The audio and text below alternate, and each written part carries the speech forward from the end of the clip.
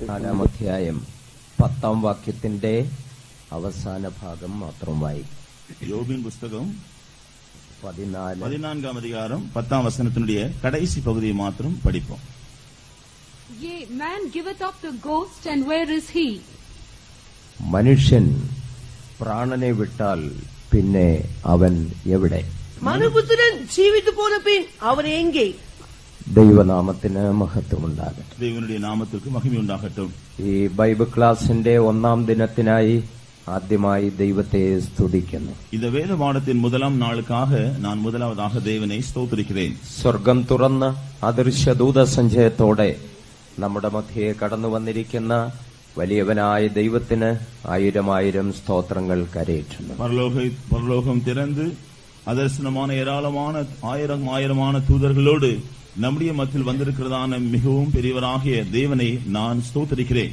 ദൈവവചനം പഠിക്കുവാനായി കർത്തൃസന്നിധിയിൽ കടന്നു വന്നിരിക്കുന്ന എല്ലാ പ്രിയപ്പെട്ടവർക്കും ഈ ശബ്ദ പരിധിക്കുള്ളിൽ ഞങ്ങളെ ശ്രദ്ധിക്കുന്ന മാന്യ ശ്രോതാക്കൾക്കും ഒരിക്കൽ കൂടെ നിസ്തുലനായ യേശുവിന്റെ നാമത്തിൽ സ്നേഹവന്ദനം അറിയിക്കുകയാണ്. வேதபாடத்தை அறிந்து கொள்ளும்படியாக வேத வசனங்களை படிக்கும்படியாக வந்திருக்கிறதான அருமையான யாவருக்கும் இந்த ஒளிபெருக்கின் மூலமாக இந்த சத்தத்தை கேட்கிற பல இடங்களில் காணப்படுகிற அருமையான யாவருக்கும் യേശു ക്രിസ്തുവിൻ ഇണയറ്റ നാമത്തിൽ മറുപടിയുமாக എങ്ങളുടെ വാഴ്ത്തുതலை ഞാൻ தெரிவித்துக் கொள்கிறேன். നിങ്ങൾ വളരെയേറെ വാഞ്ചയോടും ദാഹത്തോടും ദൈവസന്നിധിയിൽ കടന്നു വന്നിരിക്കുന്നു എന്ന് എനിക്കറിയാം. നിങ്ങൾ ഒരു പെരിയ വാഞ്ചയോടും ദാഹത്തോടും ദൈവസമൂഹത്തിൽ കടന്നു വന്നിരിக்கிறீர்கள் என்று நான் அறிவேன். നിങ്ങളുടെ താൽപര്യത്തിനൊത്തവണ്ണം നൂതനമായ വിഷയങ്ങൾ പഠിപ്പിക്കുവാനുള്ള പ്രാപ്തി എനിക്ക് ഇല്ല എന്ന് നന്നായിട്ട് ഞാൻ മനസ്സിലാക്കുന്നു. உங்களுடைய வாஞ்சைக்கு ஏற்றபடி புதிதான காரியங்களை உங்களுக்கு போதிக்கக்கூடியதான திராணி எனக்கு இல்லை என்று நான் நன்றாக அறிந்திருக்கிறேன். ദൈവത്തിന്റെ വചനം അത്ര വിസ്തൃതമാണ്,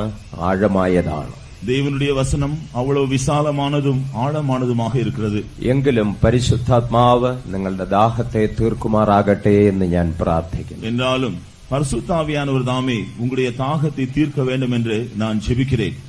ഇന്നത്തെ സമൂഹത്തെ കുഴയ്ക്കുന്ന അല്ലെങ്കിൽ ചിന്തിപ്പിക്കുന്ന ഒരു ചോദ്യമാണ് നാം ഇവിടെ വായിച്ചു കേട്ടത്. இன்றைக்கு மனுக்குலத்தில் ஒரு பெரிய கேள்விக்குறியாகவும் கலக்கத்தை உண்டாக்கக்கூடியதுமாய் இருக்கிறதான ஒரு கேள்வியை தான் നാം இப்பொழுது പഠിക്ക കേട്ടோம்.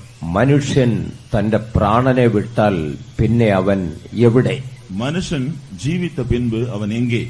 ഈ ചോദ്യത്തിന് വ്യക്തമായ മറുപടി നൽകുവാൻ ഇന്നത്തെ ആധുനിക ശാസ്ത്രത്തിനോ തത്വചിന്തകന്മാർക്കോ ഇന്നത്തെ അറിവുള്ള വിജ്ഞാനികളായ മനുഷ്യർക്കോ കഴിയുന്നില്ല എന്നുള്ളതാണ് സത്യം.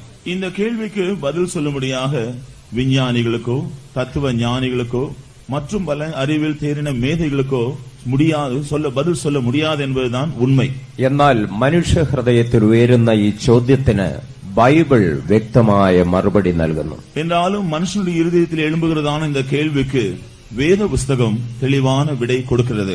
ഈ കൂട്ടങ്ങളുടെ പേര് ബൈബിൾ ക്ലാസുകൾ അഥവാ ബൈബിളിൽ നിന്നുള്ള പഠനം എന്നാണ് അർത്ഥമാക്കുന്നത്. இந்த கூட்டங்கள் வேதத்திலிருந்து நாம் படித்துக் கொள்ளக்கூடிய பாடங்கள், ஆகவே வேத பாடங்கள் என்று அழைக்கப்படுகின்றன.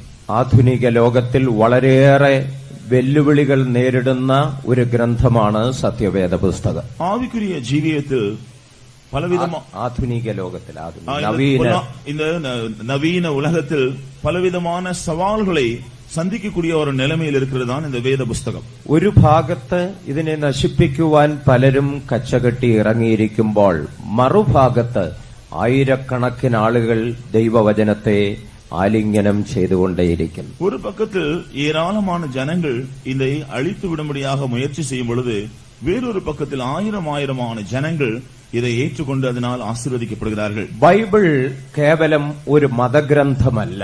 വേദ പുസ്തകം ഒരു മതത്തെ തഴുവിയ പുസ്തകമല്ല. മനുഷ്യന്റെ എല്ലാ ചോദ്യങ്ങൾക്കും വ്യക്തമായ മറുപടി നൽകുന്ന ഒരു മഹൽ ഗ്രന്ഥമാണ് ബൈബിൾ. மனுஷனுடைய எல்லா கேள்விகளுக்கும் தெளிவான பதில் கொடுக்கக்கூடியதான ஒரு மகத்துவமான ஒரு புஸ்தகம் தான் வேத புஸ்தகம். വേദപുസ്തകത്തിൽ അനേക ശാസ്ത്രീയവും രാഷ്ട്രീയവുമായ വിഷയങ്ങളെ പ്രതിപാദിച്ചിട്ടുണ്ട്. വേദവസനത്തിൽ രാജരീക സംബന്ധമാகவும் വിജ്ഞാന സംബന്ധமான അനേക കാര്യങ്ങൾ മുന്നറിയിക്കപ്പെട്ടുള്ളன. എന്നാൽ ഈ വേദപുസ്തകം എന്ന് പറയുന്ന കേവലം ഒരു രാഷ്ട്രീയവും ശാസ്ത്രീയവുമായ ഗ്രന്ഥമല്ല. ബൈബിളിലെ മനുഷ്യന്റെ വീണ്ടെടുപ്പ് എന്നുള്ളതാണ് ബൈബിളിലെ പ്രധാന പ്രതിപാദ്യ വിഷയം. இந்த வேத புஸ்தகம் ஒரு ராஜரீகத்தையோ அல்லது மதத்தையோ தழுவினதல்ல, அல்லது விஞ்ஞான காரியங்களை வெளிப்படுத்தக்கூடிய புஸ்தகம் தழுவிய புஸ்தகம் அல்ல. ஆனால் மனுஷனுடைய மீட்பு தான் இந்த வேத புஸ்தகத்தினுடைய மிக முக்கியமான குறிக்கோளாக இருக்கிறது. വേദ പുസ്തകം സത്യമാണെന്നും അത് ദൈവവചനമാണെന്നും തെളിയിക്കുവാൻ അനേക വിഷയങ്ങൾ ബൈബിളിൽ നിന്ന് നിരത്തുവാനുണ്ട്. வேதவசனம் உண்மைதான் என்றும் அது தேவனுடைய வசனம் என்றும் விளங்க செய்யும்படியாக வேதத்தில் அதற்குரிய அநேக விளக்கங்கள் உள்ளன. അതിൽ ഒരു വിഷയം മാത്രം ആദ്യമായി നിങ്ങളോട് ചുരുക്കമായി പ്രസ്താവിപ്പാൻ താല്പര്യപ്പെടുന്നു. അതിൽ ഒരേ ഒരു കാര്യത്തെ മാത്രം முதலாவதாக சுருக்கமாக நான் சொல்ல விரும்புகிறேன். ഇന്ന് ആധുനിക ശാസ്ത്രലോകം ആധുനികമായ ഉപകരണങ്ങളുടെ സഹായത്തോടുകൂടെ കണ്ടുപിടിച്ചിരിക്കുന്ന പല വിഷയങ്ങളും ആയിരക്കണക്കിന് വർഷങ്ങൾക്ക് മുൻപേ ബൈബിളിൽ പ്രതിപാദിച്ചിട്ടുണ്ട്. இன்றைக்கு காண்கிற நவீன உலகத்தில் காணப்படுகிறதான புதிய கண்டுபிடிப்புகள், தேவைகளுக்கு ஏற்றபடி கண்டுபிடித்திருக்கிறதான புதிய கண்டுபிடித்தங்களை பற்றியெல்லாம் 1000 வருஷங்களுக்கு முன்பாகவே വേദ പുസ്തകത്തിൽ അവകൾ சொல்லப்பட்டிருக்கிறதை കാണலாம். മനുഷ്യർ അതിനെക്കുറിച്ച് അജ്ഞരായിരുന്ന കാലത്ത് പരിശുദ്ധാത്മാവ് അത് വ്യക്തമായി രേഖപ്പെടുത്തിയിരിക്കുന്നു എന്ന് ഗ്രഹിക്കുമ്പോൾ ബൈബിളിനെ കുറിച്ചുള്ള നമ്മുടെ വിശ്വാസ്യത വർദ്ധിക്കുവാനിടയാകും. മനുഷ്യർ இதை பற்றிய அறிவில்லாமல் இருந்ததான நாட்களில் பரிசுத்தாவியானவர் இதை குறித்து ஏற்கனவே முன்னறிவித்திருப்பார் என்று வேதத்திலிருந்து நாம் காணும் பொழுது இந்த வேதத்தின் மேல் நமக்கு எவ்வளவு அதிகமாக விசுவாசம் பெருகும் என்று விளங்கிக் கொள்ளலாம். ഒന്നാമതായി ഈ ഭൂമിയുടെ നിലനിൽപ്പ് എപ്രകാരമെന്ന് ബൈബിളിൽ പ്രസ്താവിച്ചിട്ടുണ്ട്. முதலாவதாக இந்த பூமியானது எப்படி நிலை நிற்கிறது என்று வேதத்தில் சொல்லப்பட்டிருக்கிறது. ഭൂമിയുടെ നിലനിൽപ്പിനെ കുറിച്ച് മനുഷ്യന്റെ പുരാതന കാലത്തുള്ള അറിവ് വളരെ രസകരമായിരുന്നു. பூமியானது நிலை நிற்கிறதை பற்றி மனுஷனுக்கு பழங்காலத்தில் இருந்ததான அறிவு மிகவும் வினோதமாக இருந்தது. ചില നാളുകൾക്ക് മുൻപ് അല്ലെങ്കിൽ നൂറ്റാണ്ടുകൾക്ക് മുൻപ് മിശ്രൈമ്യർ വിശ്വസിച്ചിരുന്നത് ഈ ഭൂമി 5 തൂണുകളിന്മേൽ താങ്ങി നിർത്തപ്പെടുന്നു എന്നാണ്. சில நூற்றாண்டுகளுக்கு முன்பாக பூமியானது 5 தூண்களினால் தாங்கப்பட்டு வருகிறது என்று எகிப்தியர்கள் நம்பினார்கள். എന്നാൽ ഇന്നത്തെ ഈജിപ്തുകാരത് വിശ്വസിക്കുന്നു എന്ന് എനിക്ക് അറിഞ്ഞുകൂടാ. ஆனால் இன்றைக்கு இருக்க எகிப்தியர் அதை நம்புகிறார்களா என்று தெரியாது. പുരാതന കാലത്ത് മിശ്രൈമ്യർ അപ്രകാരം വിശ്വസിച്ചിരുന്നു. பழங்காலத்தில் எகிப்தியர் இவ்விதமாக தான் நம்பினார்கள். എന്നാൽ ഗ്രീക്കുകാരുടെ വിശ്വാസം കുറെ കൂടെ വ്യത്യസ്തമായിരുന്നു. ஆனால் கிரேக்கருடைய விசுவாசம் சற்று வித்தியாசமானது. അറ്റ്ലസ് എന്ന പേരുള്ള ഒരു ജീവി അതിന്റെ ശിരസ് അല്പം താഴ്ത്തി അതിന്റെ തോളിലും ഭുജങ്ങളിലും ഭൂമിയെ താങ്ങുന്നു എന്നാണ് ഗ്രീക്കുകാർ വിശ്വസിച്ചിരുന്നത്. கிரேக்கருடைய நம்பிக்கை என்னவென்றால் அக்லஸ் என்றதான ஒரு ஜீவ ஜந்து அது தன்னுடைய தலையை சற்று தாழ்த்தி தன்னுடைய தோளிலும் தன்னுடைய புயத்திலும் பூமியை தாங்கி வருகிறதாக அவர்கள் நம்புகிறார்கள். ഈ ഭാരതത്തിൽ ഒരു കൂട്ടർ ഒരു കാലത്ത് വിശ്വസിച്ചിരുന്നു ഈ ഭൂമി ശക്തനായ ഒരു ആനയുടെ ചുമലിലാണ് ഇരിക്കുന്നതെന്ന്. இந்த பூமி இந்தியாவில் அநேகருடைய இந்தியாவில் ஒரு கூட்டத்தார் நம்பினது. அவருடைய நம்பிக்கை என்னவென்றால் இந்த பூமியானது ஒரு பெரிய யானையின் மேல் சுமக்கப்பட்டு வருகிறது என்ற ஒரு நம்பிக்கை இருந்தது. എന്നാൽ സർ ഐസക് ന്യൂട്ടൻ ഇപ്രകാരം കണ്ടുപിടിച്ചു, ഭൂമി തൂണിന്മേലുമല്ല, അറ്റ്ലസ് എന്ന ജീവിയുടെ തോളിലുമല്ല, ആനയുടെ ചുമലിലുമല്ല, അത് ശൂന്യതയിൽ നിൽക്കുന്നു എന്ന്. ஆனால் சர் ஐசக் நியூட்டன் என்பவர் கண்டுபிடித்த பின்பு பூமியானது தூண்களின் மேலும் நிற்கவில்லை, அக்லஸ் என்றதான் அந்த ஜீவ ஜந்தின் தோளின் மேலோ அல்லது யானையின் மேலோ இல்லை என்று அவர் நிரூபித்தார். அது சூன்யத்தில் காணப்படுகிறது என்று சொன்னார். സൂര്യന്റെ ആകർഷണ ശക്തിയാണ് ഭൂമിയെ ഈ നിലയിൽ താങ്ങി നിർത്തുന്നതെന്ന് ഐസക് ന്യൂട്ടൻ കണ്ടുപിടിച്ചു. ஐசக் நியூட்டன் என்பவர் சூரியனுடைய புவி ஈர்ப்பு சக்தியினால் தான் பூமியானது தாங்கப்பட்டு வருகிறது என்று கண்டுபிடித்தார். എന്നാൽ ഇന്നേക്ക് 4000 വർഷങ്ങൾക്ക് മുൻപേ ഈ സത്യം ഭക്തനായ യോബ് തന്റെ ഗ്രന്ഥത്തിൽ രേഖപ്പെടുത്തിയിരുന്നു എന്ന് വായിക്കുമ്പോഴാണ് നമുക്ക് അത്ഭുതം തോന്നുന്നത്. என்றாலும் 4000 வருஷங்களுக்கு முன்பாகவே ஒரு பக்தனாகிய இந்த யோபு இதை பற்றி தன்னுடைய புத்தகத்தில் எழுதி வைத்திருக்கிறதை நாம் பார்க்கும் பொழுது உண்மையாகவே அது நமக்கு ஆச்சரியமாக காணப்படுகிறது. യോബിന്റെ പുസ്തകം 26-ാം അധ്യായം 7-ാം വാക്യം വായിക്കുമ്പോൾ നാം അവിടെ ഇങ്ങനെ കാണുന്നു. யோபின் புத்தகம் 26-ാം அதிகாரம் 7-ാം വചനത്തെ നാം പഠിക്കും பொழுது இப்படி நாம் பார்க்கிறோம். അവൻ ഭൂമിയെ ശൂന്യത്തിന്മേൽ നിർത്തിയിരിക്കുന്നു. அவர் உத்தரமண்டலத்தை வெட்டவெளியிலே விரித்திருக்கிறார். അടുത്തോട് பூமியை அந்தரத்திலே தொங்க வைக்கிறார். അവൻ ഉത്തരദിക്കിനെ നാസ്തിത്വത്തിന്മേൽ തൂക്കുന്നു, ഭൂമിയെ ശൂന്യത്തിന്മേൽ നിർത്തിയിരിക്കുന്നു. அவர் உத்தரமண்டலத்தை வெட்டுவெளியில் விரித்து பூமியை அந்தரத்திலே தொங்க வைக்கிறார். ഭൂമിയെ ശൂന്യതയിൽ അഥവാ ഒന്നുമില്ലായ്മയിൽ തൂക്കി നിർത്തിയിരിക്കുന്നു എന്ന് ശാസ്ത്രം പഠിച്ചിട്ടില്ലാത്ത ഇയ്യോബ് 4000 വർഷങ്ങൾക്ക് മുൻപ് രേഖപ്പെടുത്തി വെച്ചിരിക്കുന്നു. பூமியானது அந்தரத்திலே தொங்கிக் கொண்டிருக்கிறது என்று விஞ்ஞானத்தை படிக்காத யோபு என்கிற பக்தன் 4000 வருஷங்களுக்கு முன்பாக அறிவித்திருக்கிறார். ഇയ്യോബിനെ ഈ ശാസ്ത്രീയമായ പ്രസ്താവന എഴുതി വെക്കുവാൻ പ്രേരിപ്പിച്ചത് പരിശുദ്ധാത്മാവാണ്. யோபு இப்படி விஞ்ஞான சம்பந்தமான ஒரு உண்மையை எழுதி வைக்கும்படியாக அவனை தூண்டினது பரிசுத்த ஆவியானவர். മറ്റൊന്ന്, ഈ ഭൂമിയുടെ ആകൃതിയെക്കുറിച്ച് ബൈബിളിൽ ചില പ്രസ്താവനകളുണ്ട്. ആകൃതി, രൂപം, இந்த பூமியினுடைய உருவத்தை பற்றியும் கூட வேதம் சில காரியங்களை சொல்லுகிறது. ഒരു കാലത്ത് മനുഷ്യൻ വിശ്വസിച്ചിരുന്നു ഭൂമി പരന്നിരിക്കുകയാണെന്ന്. ஒரு காலத்தில் மனுஷனுடைய நம்பிக்கை என்னவென்றால் பூமி பறந்து காணப்படுகிறது என்று சொல்லி. എന്നാൽ ഭൂമി ഉരുണ്ടതാണെന്ന് മനുഷ്യൻ ഇന്ന് കണ്ടുപിടിച്ചിരിക്കുന്നു. ஆனால் பூமி உருண்டை வடிவம் உள்ளது என்று மனுஷன் கண்டுபிடித்திருக்கிறான். ഭൂമി ഉരുണ്ടതാണെന്ന് ഇന്ന് ആരെങ്കിലും പറഞ്ഞാൽ ആരും അവരെ കളിയാക്കുകയില്ല, അടിക്കാൻ വരത്തുമില്ല. பூமி உருண்டை வடிவமானது என்று இன்று யாராகிலும் சொன்னால் ஒருவரும் அவரை கேலி செய்ய மாட்டார்கள், அடிக்க வர மாட்டார்கள். ഒരു കാലത്ത് ഭൂമി ഉരുണ്ടതാണെന്ന് പറഞ്ഞാൽ മനുഷ്യൻ പുച്ഛിക്കുമായിരുന്നു. ஒரு காலத்தில் பூமி உருண்டை வடிவமானது என்று சொன்னால் மனுஷர் அதை அலட்சியப்படுத்துவார்கள். ചില വർഷങ്ങൾക്ക് മുൻപ് കേരളത്തിൽ നടന്ന രസകരമായ ഒരു സംഭവം എന്റെ ഓർമ്മയിൽ വരികയാണ്. சில வருஷங்களுக்கு முன்பு കേരളാവിലെ നടന്നതാണ് ഒരു സംഭവം എനിക്ക് ஞாபகத்துக்கு வருகிறது. സ്കൂളിൽ പഠിക്കുന്ന ഒരു കുട്ടി വീട്ടിൽ വന്നിരുന്ന് സോഷ്യൽ സ്റ്റഡീസ് പുസ്തകം ഇങ്ങനെ വായിച്ചു പഠിക്കുകയാണ്. பள்ளிக்கூடத்தில் படித்துக் கொண்டிருந்தான ஒரு சிறு பிள்ளை வீட்டில் வந்து தன்னுடைய சமூக பாடத்தை எடுத்து புஸ்தகத்தை எடுத்து படித்துக் கொண்டிருந்தாள். അപ്പൊ പുസ്തകത്തിൽ ഭൂമി ഉരുണ്ടതാണെന്ന് അവൻ ഇങ്ങനെ വായിച്ചു പഠിക്കാൻ തുടങ്ങി. புஸ்தகத்திலே பூமி உருண்டை வடிவமானது என்று அவள் படித்தாள். ഇത് അവന്റെ പിതാവിന്റെ കാതിലെത്തി. ഇത് അവന്റെ തകപ്പനുடைய കാതിൽ കേട്ടത്. അവന്റെ അപ്പന് വളരെയേറെ പ്രയാസമുണ്ടായി. അവനെ സ്കൂളിൽ പഠിപ്പിക്കാൻ വിട്ട് അവന്റെ ബുദ്ധി കൂടെ കെട്ടുപോവുകയാണല്ലോ. அவன் நினைத்தார், என்னுடைய பள்ளிக்கூடத்திலே சேர்த்து அவனுடைய புத்தி கெட்டு போகிறதே என்று நினைத்தார். അവന്റെ അപ്പൻ അവനെ കൂട്ടിക്കൊണ്ട് പറമ്പിലെല്ലാം നടത്തിയിട്ട് ചോദിച്ചു, എവിടാടാ ഉരുണ്ടിരിക്കുന്നതെന്ന് കാണിച്ചതെന്ന് പറഞ്ഞു. அதன் பின்பு அந்த தகப்பனார் பிள்ளையை அழைத்துக் கொண்டு பல இடங்கள் பறந்த இடத்தில் கொண்டு போய் காட்டிவிட்டு பூமி உருண்டையாக எங்கே இருக்கிறது சொல் என்று கேட்டார். അതപ്പ സാർ അങ്ങനെയാ പഠിപ്പിച്ച. അതൊന്നും കാര്യമില്ല, നീ നോക്ക എവിടെയാണ്, എല്ലായിടവും ഫ്ലാറ്റ് ആയിട്ട് പരന്നിരിക്കുകയാണ്. பிள்ளை சொன்னது, என்னுடைய ஆசிரியர் அப்படிதான் எனக்கு சொல்லிக் கொடுத்தார் என்று. ஆனால் இவர் சொன்னார், அதெல்லாம் ஒன்றுமில்லை, எல்லா இடங்களிலும் பறந்து காணப்படுகிறது, பூமி பறந்துதான் இருக்கிறது. അതുകൊണ്ട് ഇനിമേലാൽ ഭൂമി പരന്നതാണെന്ന് നീ പഠിക്കണമെന്ന് പറഞ്ഞു. ஆனபடினால் இனிமேல் பூமி பறந்து காணப்படுகிறது என்றுதான் நீ படிக்க வேண்டும் என்று சொன்னார். സ്കൂളിൽ ചെന്നിട്ട് സാറിന്റെ ചോദ്യത്തിന് ഇവൻ ഭൂമി പരന്നതാണെന്ന് പറഞ്ഞപ്പോൾ സാറ് വടിയെടുത്തു. இவன் பள்ளிக்கூடத்தில் போய் பூமி பறந்துதான் காணப்படுகிறது என்று சொன்ன பொழுது உடனே ஆசிரியர் பிரம்பு எடுத்தார். പറഞ്ഞു, ഭൂമി ഉരുണ്ടതാണെന്ന് തന്നെ പഠിക്കണം. அவர் சொன்னார், பூமி உருண்டை என்றல்லவா படிக்க வேண்டும்.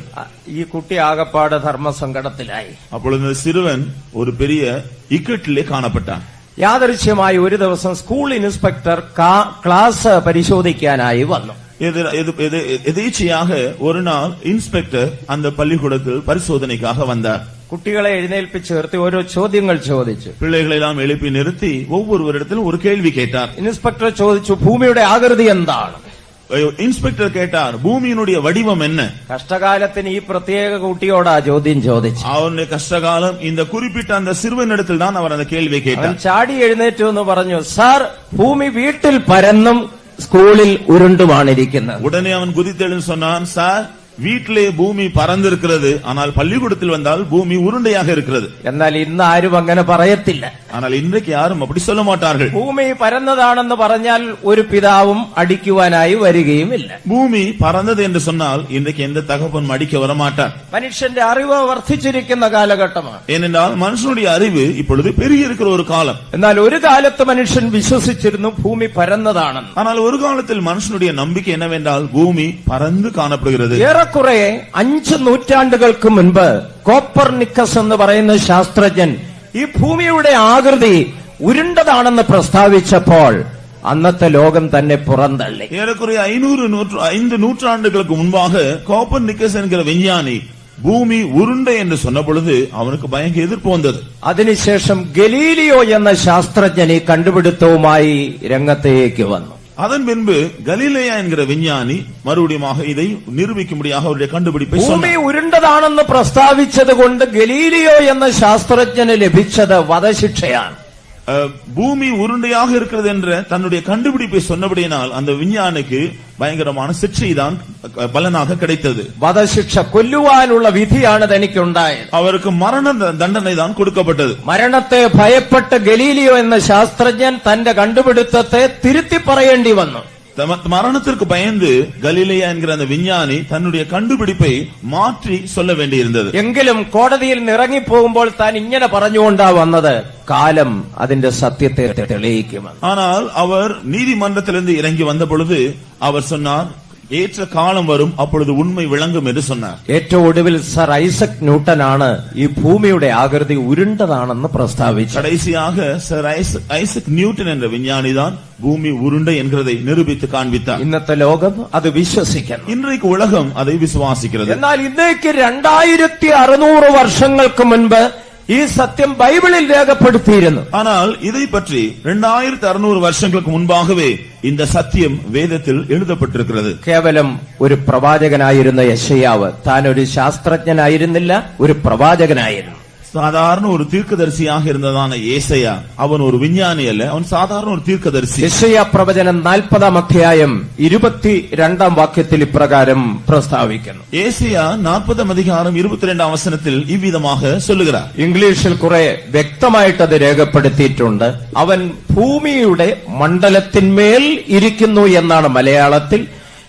ഇംഗ്ലീഷിൽ அவர் பூமி உருண்டையின் மேல் வீற்றிருக்கிறவர். അവൻ ഭൂമിയിൽ ഉരുണ്ടയിന്മേൽ വീற்றிருக்கிறார். It is he that sitteth upon the circle of the earth. He that sitteth upon the circle of the earth. அவர் பூமியின் உருண்டையின் மேல் வீற்றிருக்கிறார். അവിടെ ഭൂമി ഉരുണ്ടതാണെന്ന്, ഗോളാകൃതിയാണെന്ന് വ്യക്തമാക്കുന്നു. இங்கே பூமியானது உருண்டையானது வட்ட வடிவமானது என்று வெளிப்படுத்தி இருக்கிறது. മൂന്നാമതായി ഒരു വാക്യം കൂടെ പ്രസ്താവിച്ചുകൊണ്ട് ആ വിഷയം നിർത്തട്ടെ. மூன்றாவதாக இன்னொரு காரியத்தையும் சொல்லிவிட்டு இந்த விஷயத்தை நான் நிறுத்திக் கொள்கிறேன். 2 പത്രോസ് 3-ാം അധ്യായം 10-ാം വാക്യത്തിൽ ശാസ്ത്രം പഠിച്ചിട്ടില്ലാത്ത മുക്കുവനായ പത്രോസ് ഒരു ശാസ്ത്രീയമായ പ്രസ്താവന രേഖപ്പെടുത്തിയിരിക്കുന്നു. 2 பேதுரு 3-ാം அதிகாரம் 10-ാം வசனத்தில் விஞ்ஞானம் படிக்காத சாதாரண ஒரு மீன் பிடிக்கிறக்காரனாக இருந்த பேதுரு ஒரு காரியத்தை சொல்லி இருக்கிறார். കർത്താവിന്റെ ദിവസമോ കള്ളനെ പോലെ വരും. கர்த்தருடைய நாள் திருடனை போல வரும். അന്ന്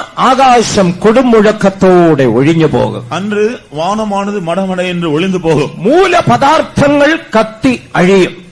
மற்ற பூமியெல்லாம் அது எரிந்து சாம்பலாகும். മനുഷ്യൻ മൂലകങ്ങളെ കണ്ടുപിടിച്ചിട്ടില്ലാത്ത നാളിന് മുൻപ്, അല്ലെങ്കിൽ മൂലകങ്ങളെ കുറിച്ച് മനുഷ്യന് അറിവ് ലഭിക്കുന്നതിന് മുൻപേ ശാസ്ത്രം പഠിച്ചിട്ടില്ലാത്ത മുക്കുവനായ പത്രോസ് മൂലകങ്ങളെ കുറിച്ച് പ്രവചിച്ചിരിക്കുകയാണ്. மனுஷன் இந்த பூதங்களை பற்றி அதிகமாக அறியாத நாட்களிலும் விஞ்ஞானத்தை பற்றி எந்த அறிவும் இல்லாத சாதாரண ஒரு மீன் பிடிக்கிறவனாக இருந்த பேதுரு அப்போஸ்தலன் இந்த பூதங்கள் எல்லாம் வெந்து உருகி போகும் என்கிறதை முன்னறிவித்து வைத்திருக்கிறார். മൂലകങ്ങൾ കത്തി നശിക്കും എന്നുള്ള ബൈബിൾ പ്രസ്താവനയെ അന്നത്തെ ശാസ്ത്രലോകം ചോദ്യം ചെയ്തിരുന്നു. பூதங்கள் வெந்து உருகி போகும் என்றதான வேதத்தில் சொல்லப்பட்டிருக்கிற காரியத்தை அந்த நாட்களில் விஞ்ஞானிகள் அதை ஒரு பெரிய கேள்விக்குறியாக வைத்திருந்தார்கள். 1802-ൽ ഡോക്ടർ ജോൺ ഡോൾട്ടൺ എന്ന് പറയുന്ന ശാസ്ത്രജ്ഞൻ മൂലകങ്ങളെ കുറിച്ച് ഇപ്രകാരം ഒരു പ്രസ്താവന ഇറക്കി. 1802-ാം വർഷത്തിൽ ഡോക്ടർ ജോൺ ഡോൾട്ടൺ என்பவர் இந்த பூதங்களை பற்றி சில விளக்கங்களை சொல்லி வைத்தார். ഒരു വസ്തുവിന്റെ വിഭജിക്കപ്പെടാത്ത ഏറ്റവും ഒടുവിലത്തെ ഘടകം അതാണ് മൂലകങ്ങൾ, ആറ്റം. ஒரு வஸ்துவினுடைய மிக சிறிய, இனி அதை பிரிக்க முடியாத ஒரு வஸ்துதான் ஆட்டம் என்று சொல்வது என்று சொன்னார். ആറ്റം എന്ന് പറഞ്ഞാൽ വിഭജിക്കപ്പെടാത്ത ഒന്ന്. ஆட்டம் என்று சொன்னால் இனி மிகச் சிறிய ஒன்று என்று அர்த்தம். അതിനെ ഒരിക്കലും വിഭജിക്കാൻ കഴിയില്ല. அதை ഒരു കാലം பிரிக்க முடியாது. ഓക്സ്ഫോർഡ് ഡിക്ഷണറിയിൽ അതിനെ രേഖപ്പെടുത്തി വെച്ചിട്ടുണ്ട്. ஆக்ஸ்போர்ட் டிக்ஷனரியிலே அது எழுதப்பட்டிருக்கிறது.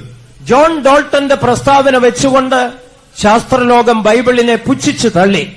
டால்டன் சொன்னதான அவருடைய அறிக்கையை வைத்துக்கொண்டு விஞ்ஞான உலகம் வேதத்தை மிகவும் அற்பமாக தள்ளிவிட்டது. മൂലകങ്ങൾ അഥവാ ആറ്റം കത്തി നശിക്കുമെന്നുള്ള പ്രസ്താവന അന്നത്തെ ശാസ്ത്രലോകം പുച്ഛിച്ചു തള്ളി. பூதங்கள் வெந்து உருகி போகும் என்கிறதான இந்த விஷயத்தை அன்றைக்கு இருந்த விஞ்ஞானிகள் மிகவும் அற்பமாக நினைத்து அதை தள்ளிவிட்டார்கள். എന്നാൽ 1942 ഡിസംബർ 2-ാം തീയതി, ஆனால் 1942 வருஷம் டிசம்பர் மாதம் 2ஆம் தேதி ചിക്കാഗോ യൂണിവേഴ്സിറ്റിയിൽ വെച്ച് சிகாகோ யூனிவர்சிட்டியிலே ഒരു ഇറ്റാലിയൻ ശാസ്ത്രജ്ഞനായിരുന്ന ஒரு இத்தாலியை சேர்ந்த விஞ்ஞானி ഡോക്ടർ എൻറിക്കോ ഫെർമി എന്ന് പറയുന്ന വ്യക്തി ന്യൂട്രോൺ ഉപയോഗിച്ച് ആറ്റമിനെ വിഭജിച്ചു. டாக்டர் என்ரிகோ ஃபெர்னி என்கிறதான ஒரு விஞ்ஞானி நியூட்ரான் உபயோகப்படுத்தி அணுவை வேறு பிரிக்கலாம் என்று நிரூபித்தார். ദൈവത്തിന് സ്തോത്രം. தேவனுக்கு ஸ்தோத்திரம். 2 പത്രോസ് 3-ാം അധ്യായം 10-ാം വാക്യം യാഥാർത്ഥ്യമാവുകയായി. 2 പേതുരു 3-ാം அதிகாரம் 10-ാം വചനം ഉണ്മയാக നിരൂപിക്കപ്പെട്ടുവിട്ടു. മനുഷ്യന്റെ നിഗമനങ്ങളൊക്കെ മാറ്റി മാറ്റി പറയേണ്ടതായി വന്നിട്ടുണ്ട്. പക്ഷെ വേദപുസ്തകത്തിലെ ഒരു വാക്കോ തിരുത്തി കുറിക്കേണ്ടി വന്നിട്ടില്ല. மனுஷனுடைய அபிப்பிராயங்களை எல்லாம் கண்டுபிடிப்புகளை எல்லாம் மாற்றி மாற்றி அவன் சொல்ல வேண்டியதாக இருந்தது.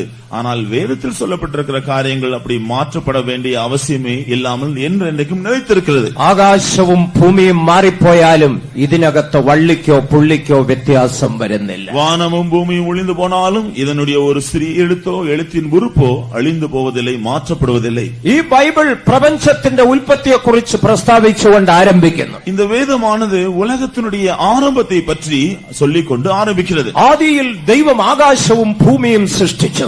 ஆதியிலே தேவன் வானத்தையும் பூமியையும் சிருஷ்டித்தார். ബൈബിൾ അവസാനിപ്പിക്കുന്നത് ഈ വാനവും ഭൂമിയും എപ്രകാരം അവസാനിക്കും എന്ന് പ്രസ്താവിച്ചുകൊണ്ട്. இவ்விதமாகவே வேத புஸ்தகம் பூமிக்கு எவ்விதமாக முடிவு வரும் என்கிறதை வெளிப்படுத்திதான் முடிகிறது. ഒന്നാമത്തെ ആകാശവും ഒന്നാമത്തെ ഭൂമിയും ഒഴിഞ്ഞുപോയി.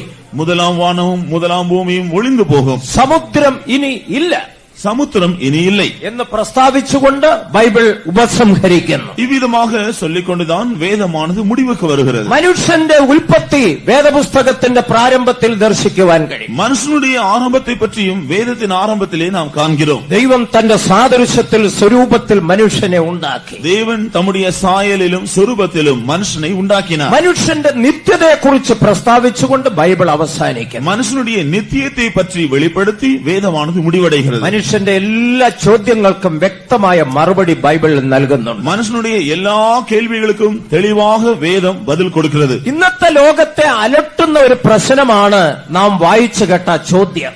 இன்றைக்கு உலகத்தை அசைத்துக் கொண்டிருக்கிறதான ஒரு கேள்விதான் நாம் படித்த வேத வசனம். മനുഷ്യൻ തന്റെ പ്രാണനെ വിട്ടാൽ പിന്നെ അവൻ എവിടെ? மனுஷன் தன்னுடைய ஜீவனை விட்ட பின்பு அவன் எங்கே? ഇന്ന് ഈ ചോദ്യത്തിന് വ്യക്തമായ മറുപടി നൽകുവാൻ ഇന്നത്തെ മതങ്ങൾക്കോ സമൂഹങ്ങൾക്കോ ശാസ്ത്രലോകത്തിനോ കഴിയാതിരിക്കുന്നു. இந்த கேள்விக்கு தெளிவான ஒரு பதிலை கொடுக்க இந்த மதங்களுக்கோ மற்ற கூட்டத்தினருக்கோ அல்லது விஞ்ஞானிகளுக்கோ முடியாது. മനുഷ്യന്റെ മരണാനന്തര ജീവിതത്തെ കുറിച്ച് 3 വിധ വിശ്വാസമാണ് ഇന്ന് ലോകത്തിൽ നിലനിൽക്കുന്നത്. மனுஷனுடைய உற்பத்தியை பற்றி, മരണാനന്തര ജീവിതം, மரணத்திற்கு பின்பு உண்டாகக்கூடிய காரியங்களை பற்றி 3 விதமான அபிப்பிராயங்கள் இன்றைக்கு உலகத்திலே மனுஷருக்குள்ளே காணப்படுகிறது. ഒന്ന്, മനുഷ്യന്റെ മരണത്തോടുകൂടെ അല്ലെങ്കിൽ അവൻ പ്രാണനെ വിടുന്നതോടുകൂടെ എല്ലാം അവസാനിക്കുന്നു. அதில் ஒன்று என்னவென்றால் மனுஷன் தன்னுடைய ஜீவனை விட்டுவிட்டால் அதோடு எல்லாம் முடிந்து போகும். അവന്റെ ശരീരം മണ്ണോട് ചേരുന്നു. அவனுடைய சரீரம் மண்ணோடு மண்ணாகி விடுகிறது. അവന്റെ ജീവൻ വായുവിൽ ലയിക്കുന്നു. அவனுடைய ஜீவன் வாயுமண்டலத்தில் அது மறைந்து விடுகிறது. അതോടെ മനുഷ്യ ജീവിതം അവസാനിക്കുന്നു എന്നൊരു വിശ്വാസം. அதோடு மனுஷனுடைய ஜீவியம் முடிவடைந்து விடுகிறது என்று ஒரு நம்பிக்கை. യുക്തിവാദികൾ, നിരീശ്വരവാദികൾ എന്നിവരൊക്കെ ഈ വിശ്വാസത്തെ പിൻപറ്റുന്നവരാണ്. യുക്തിവാദികൾ, നിരീശ്വരന്മാർ, നാസ്തികന്മാർ. நாஸ்திகர்கள் இவர்கள் எல்லாரும் இப்படிப்பட்ட நம்பிக்கையுடையவர்களாக இருக்கிறார்கள். അവർ വിശ്വസിക്കുന്നു മരണത്തോടുകൂടെ എല്ലാം അവസാനിക്കും, மரணத்தோடு எல்லாம் முடிந்து போகும் என்பதுதான் அவருடைய நம்பிக்கை. മരണാനന്തരം ഒരു ജീവിതമുണ്ടെന്ന് അവർ വിശ്വസിക്കുന്നില്ല. மரணத்திற்கு பின்பும் ஒரு ஜீவியம் உண்டு என்பதை அவர்கள் நம்புவதில்லை. ദൈവമുണ്ടെന്നോ സാത്താൻ ഉണ്ടെന്നോ അവർ വിശ്വസിക്കുന്നില്ല. தேவன் ஒருவர் இருக்கிறார், சாத்தான் என்ற ஒன்று உண்டு என்பதை கூட அவர்கள் விசுவாசிப்பதில்லை. ദൈവരാജ്യമുണ്ടെന്നോ നരകമുണ്ടെന്നോ അവർ വിശ്വസിക്കുന്നില്ല. தேவனுடைய ராஜ்யம் உண்டு, நரகம் உண்டு என்பதை அதை அவர்கள் ஏற்றுக்கொள்வதில்லை. ദൈവ ദൂതൻ ഉണ്ടെന്നോ മനുഷ്യാത്മാവുണ്ടെന്നോ അവർക്ക് വിശ്വാസമില്ല. தேவதூதன் உண்டு, மனுஷனுக்கு ஆத்மா உண்டு என்கிற காரியங்களை அவர்கள் நம்புவதில்லை. മരണത്തോടുകൂടെ മനുഷ്യജീവിതം അവസാനിക്കുന്നു എന്നാണ് അവരുടെ ചിന്താഗതി. மரணத்தோடு மனுஷனுடைய ஜீவியம் முடிவடைந்து போகிறது என்பதுதான் அவருடைய எண்ணம். രണ്ടാമത് മറ്റൊരു ചിന്താഗതി, இரண்டாவதாக வேறொரு அபிப்பிராயம், മനുഷ്യൻ മരണശേഷം മറ്റൊന്നായി വീണ്ടും ജനിക്കുന്നു, അഥവാ പുനർജനന വിശ്വാസം. மனுஷன் மரணத்திற்கு பின்பு வேறொரு பிறவி எடுக்கிறான் அல்லது மறுஜென்மம் என்றதான ஒரு அனுபவம் உண்டு என்று நம்புகிறார்கள். ഇപ്രകാരം 7 ജന്മനിലകൾ മനുഷ്യനുണ്ടെന്ന് വിശ്വസിക്കുന്നു. இவ்விதமாக மரணத்திற்கு பின்பு மனுஷனுக்கு 7 முறை இப்படி மறுபடியும் பிறக்கிற அனுபவம் உண்டு. ഹിന്ദുമതം, ബുദ്ധമതം, ജൈനമതം തുടങ്ങിയ മതങ്ങളൊക്കെ ഈ വിശ്വാസത്തെ പിൻപറ്റുന്നവരാണ്. இந்து மதம், புத்த மதம், ஜைன மதம் இதோடு சம்பந்தப்பட்ட பல மதங்களும் இப்படிப்பட்ட நம்பிக்கையுடையவர்களாக இருக்கிறார்கள். ആ വിശ്വാസത്തിന്റെ അടിസ്ഥാനത്തിൽ ഇപ്രകാരമാണ് അവർ ധരിക്കുന്നത്. அவர்கள் இவர்கள் மேல் இருக்கிற நம்பிக்கையில் அவர் அந்த அஸ்திபாரத்தில் இவ்விதமாக தான் அவருடைய அபிப்பிராயம் இருக்கிறது. മനുഷ്യന് ഈ ഭൂമിയിൽ ഒരു ആയുസ് ലഭിച്ചാൽ, மனுஷனுக்கு இந்த உலகத்திலே നല്ലവനായി ജീവിച്ചാൽ പുനർജന്മത്തിൽ ഒരു നല്ല വ്യക്തിയായി പിറക്കും. நீண்ட நாட்களாய் ஜீவித்து ஒரு நல்ல மனுஷனாய் ஜீவித்து அவன் மரித்தான், அடுத்த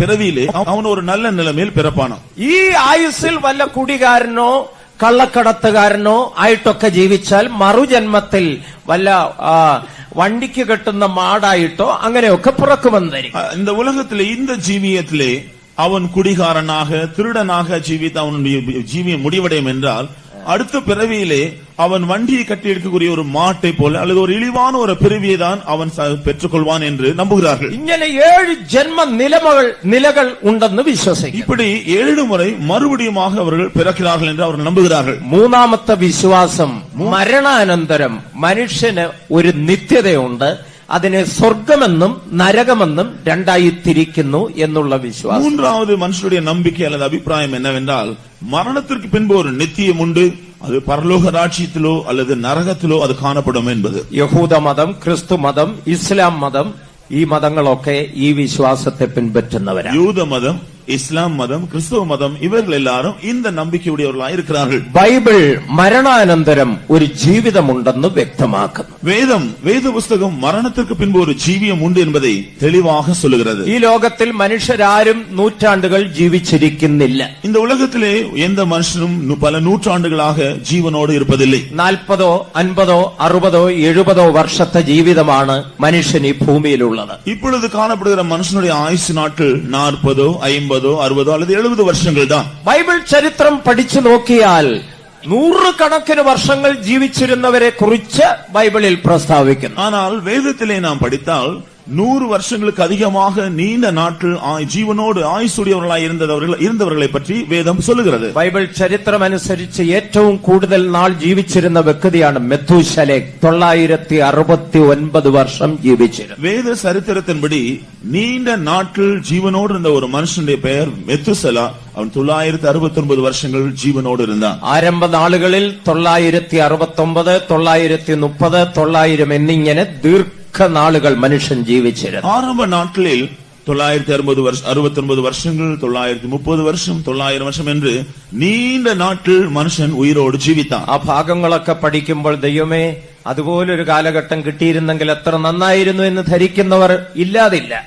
இந்த காரியங்களை எல்லாம் படிக்கும் பொழுது தெய்வமே இப்படிப்பட்ட ஒரு காலகட்டம் இன்றைக்கு இருந்தால் எவ்வளவு நன்றாக இருக்கும் என்று എണ്ണുகிறவர்கள் ഇല്ലാமல் இருக்க முடியாது. ഉൽപ്പത്തി പുസ്തകം 6-ാം അധ്യായത്തിലേക്ക് വരുമ്പോൾ മനുഷ്യന്റെ ആയുസ് പെട്ടെന്ന് ദൈവം വെട്ടിച്ചുരുക്കിയതായി കാണുന്നു. ஆதியாகமம் 6-ாம் அதிகாரத்தில் நாம் கடந்து வரும் பொழுது மனுஷனுடைய அந்த நீண்ட ஆயுசை தேவன் திடீரென்று குறுக்க செய்து விட்டார் என்று படிக்கிறோம். 120 ചുരുക്കി, அதை 170 அதை மாற்றிவிட்டார். യഹോവയാം ദൈവം പറയുന്നു അവന്റെ ആയുസ്സിനി 120 സംവത്സരമാകും. தேவனாகிய கர்த்தர் சொல்கிறார், மனுஷன் இனி ஜீவனோடு இருக்கிற நாட்கள் 170 வருஷம் தான். ദൈവം നോക്കിയപ്പോൾ ദീർഘായുസ് നൽകിയിട്ടും പ്രയോജനമില്ല, അധികമധികം അവൻ പാപം ചെയ്യുമെന്നല്ലാതെ ദൈവത്തിന് യാതൊരു ഗുണവും ഇവനെ കൊണ്ടുണ്ടാകുന്നില്ലെന്ന് മനസ്സിലായിട്ട് ആയുസ്സിനെ ചുരുക്കിക്കളഞ്ഞു. தேவன் மனுஷன் நோக்கி பார்த்த பொழுது நீண்ட ஆயுசை அவனுக்கு கொடுத்த பொழுதிலும் அதனால் பிரயோஜனம் இல்லை, அவன் பாவத்தில் தான் பெருகிறான், எந்த நன்மையும் இல்லை என்று எண்ணி மனுஷனுடைய ஆயுஸ் நாட்களை அவர் குறுக செய்து விட்டார். സങ്കീർത്തനക്കാരന്റെ കാലഘട്ടത്തിൽ വന്നപ്പോൾ 120 നിന്ന് പിന്നെയും വെട്ടിച്ചുരുക്കി. ஆனால் சங்கீதக்காரனுடைய காலங்களில் வந்த பொழுது அந்த 170 வருஷங்களிலிருந்து இன்னும் அது குறைந்து போயிற்று. മനുഷ്യന്റെ ആയുസ് 70, ഏറെയായാൽ 80. அவன் சொல்லுகிறான், மனுஷன் ஜீவனோடு இருக்கும் நாட்கள் 70 வருஷம், ஒருவேளை பலத்தின் மிகுதினால் 80 வருஷம். എന്നാൽ ഇപ്പോഴ് നമ്മുടെ കാലഘട്ടത്തെ ചിന്തിച്ചാൽ 40 കൂടിയാൽ 50. ஆனால் இப்பொழுது நாம் ஜீவிக்கிற இந்த காலகட்டத்தை பற்றி சிந்தித்து பார்த்தால் இன்றைக்கு மனுஷனுடைய ஆயுசு நாட்கள் 40, ஒருவேளை அதிகபட்சம் 50 வருஷங்கள். ഈ 40 വയസ്സിനിടയിൽ എന്തെങ്കിലും ഒന്ന് പിടിപെട്ടിരിക്കും. இந்த 40 வருஷங்களுக்கு வயதிற்குள்ளாக ஏதாவது ஒரு வியாதி அவர்களுக்கு வந்திருக்கும். ഒന്നുകിൽ ബ്ലഡ് പ്രഷർ, ഇല്ലെങ്കിൽ ഡയബറ്റിക്സ്, ഇല്ലെങ്കിൽ ഹാർട്ട് അറ്റാക്ക്, ഏതെങ്കിലും ഒന്ന് പിടിച്ചിരിക്കും. பிளட் பிரஷரோ அல்லது ஹார்ட் அட்டாக்கோ டயபெட்டிக்ஸ் இப்படி ஏதாவது ஒரு வியாதி இந்த 40 வயதுக்குள்ளாக அவர்களுக்கு வந்து விடுகிறது. പിന്നെ ആശുപത്രിയിൽ നിറങ്ങാൻ അവന് സമയം കാണൂല. அதன் பின்பு ஆஸ்பத்திரி விட்டு வெளியே வருவதற்கு கூட அவர்களுக்கு முடியாமல் போகக்கூடியது. പിന്നെ ഏങ്ങി വലിഞ്ഞാണ് എഞ്ചിൻ പണി വന്ന വണ്ടി ഓടുന്നത് പോലെ മനുഷ്യന്റെ നടപ്പ്. പിന്നീട് എഞ്ചിൻ പണി ആയ വണ്ടി ഓടുന്നത് പോലെ. அதன் பின்பு ஒரு என்ஜின் வேலை முடிந்த பின்பு மனுஷன் എഞ്ചിൻ വേലയായ என்ஜினுடைய அந்த காலகட்டம் முடிந்து போனது போலதான் மனுஷனுடைய ஜீவன் ஆயுசு நாட்கள் காணப்படுகிறது. ഇങ്ങനെ വലിഞ്ഞു വലിഞ്ഞാ പിന്നീട് പോകുന്നത്. இவ்விதமாக அது பின்னிட்டு தான் போய் கொண்டிருக்கிறது. സങ്കീർത്തനക്കാരൻ പിന്നെയും പറയുന്നു, മനുഷ്യന്റെ ആയുസ് 4 വിരൽ ദൂരമാക്കിയിരിക്കും. மறுபடியும் சங்கீதக்காரன் சொல்கிறான், நீர் மனுஷனுடைய ஆயுசு நாளை 4 விரற்கடையாக்கினீர். ദൈവത്തിന് സ്തോത്രം. தேவனுக்கு ഈ ஸ்தோத்திரம். ഭൂമിയിൽ നമുക്ക് ദീർഘമായ ജീവിതമില്ല. இந்த பூமியிலே நாம் நீண்ட நாட்கள் நாம் ஜீவிக்க முடியாது. മനുഷ്യന്റെ ആയുസ് നിലനിൽക്കുന്നതല്ല. மனுஷனுடைய ஆயுசு நிலைத்திருக்கக்கூடியதல்ல. ആരോഗ്യം നിലനിൽക്കുന്നതല്ല. அவனுடைய ஆரோக்கியம் என்றென்றைக்கும் இருக்கக்கூடியதல்ல. വേദപുസ്തകത്തിൽ പല നിലയിൽ അതിനെക്കുറിച്ച് പ്രതിപാദിച്ചിട്ടുണ്ട്. வேதத்தில் பல விதத்திலே அதை பற்றி வெளிப்படுத்தி இருக்கிறது. മനുഷ്യന്റെ ആയുസ് വയലിലെ പുല്ലുപോലെ. மனுஷனுடைய ஆயுசோ பூவின் புல்லை போல இருக்கிறது. അത് പുല്ലിന്റെ പൂ പോലെ. அது புல்லின் பூவை போலவும் இருக்கிறது. ഇന്ന് നല്ല പച്ചയായിരിക്കുന്ന നാളെ വാടിക്കരിഞ്ഞ് നിലത്തു വീഴുന്നു. இன்று அது பசுமையாயிருக்கும், நாளையோ அது வாடி அது நிலத்தில் விழுந்து போகும். ഇന്ന് മനോഹരമായ നിറത്തോടുകൂടെ മനോഹരമായ സൗരഭ്യത്തോടുകൂടെ കാണപ്പെടുന്ന പൂക്കൾ പലതും നാളെ വാടി ഉണങ്ങി കൊഴിഞ്ഞു വീട് കിടക്കുന്നതായി കാണാം. இன்றைக்கு அழகாகவும் வாசனை வீசக்கூடியதான பூக்கள் நாளைக்கு அது வாடி விழுந்து போகிறதை போலதான் மனுஷனுடைய ஆயுசு நாட்கள். സഭാപ്രസംഗിയിൽ 12-ാം അധ്യായത്തിൽ മനുഷ്യന്റെ നിലയെക്കുറിച്ച് ഇങ്ങനെ പറഞ്ഞിരിക്കുന്നു. பிரசங்கியின் புஸ்தகம் 12-ாம் அதிகாரத்தில் மனுஷனுடைய ஆயுசு நாட்களை பற்றி இங்கே சொல்லியிருக்கிறது. 12-ന്റെ 3 മുതലുള്ള വാക്യങ്ങൾ വായിക്കുമ്പോൾ 12-ാം அதிகாரம் 3-ാം വചനത്തിലിருந்து പഠിത്താൽ, അന്ന് വീട്ടുകാവൽക്കാർ വിറയ്ക്കും. அன்றைக்கு வீட்டு காவலாளிகள் தள்ளாடுவார்கள். അത് മനുഷ്യന്റെ കാലിനെ കുറിച്ച് പറയുന്നത്. இது அவனுடைய கால்களை பற்றி சொல்லப்படுகிறது. ഇന്ന് നല്ല ആരോഗ്യമുള്ള 2 കാലുകളുണ്ട്. നാളെ അതിന്റെ ബലം ക്ഷയിച്ചിട്ട് വിറയ്ക്കാൻ തുടങ്ങും. இன்றைக்கு நல்ல ஆரோக்கியம் பலனுள்ள 2 கால்கள் உண்டு.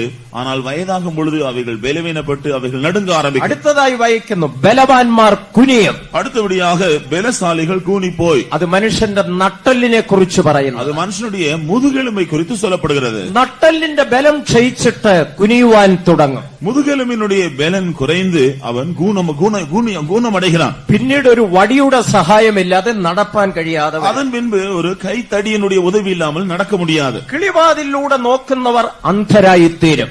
அதன் பின்பு இயந்திரம் அரைக்கிறவர்கள் கொஞ்சமாகும். ചുരുക്കുന്നവർ അരയ്ക്കുന്നവർ ചുരുക്കമാകയാൽ അടങ്ങിയിരിക്കും.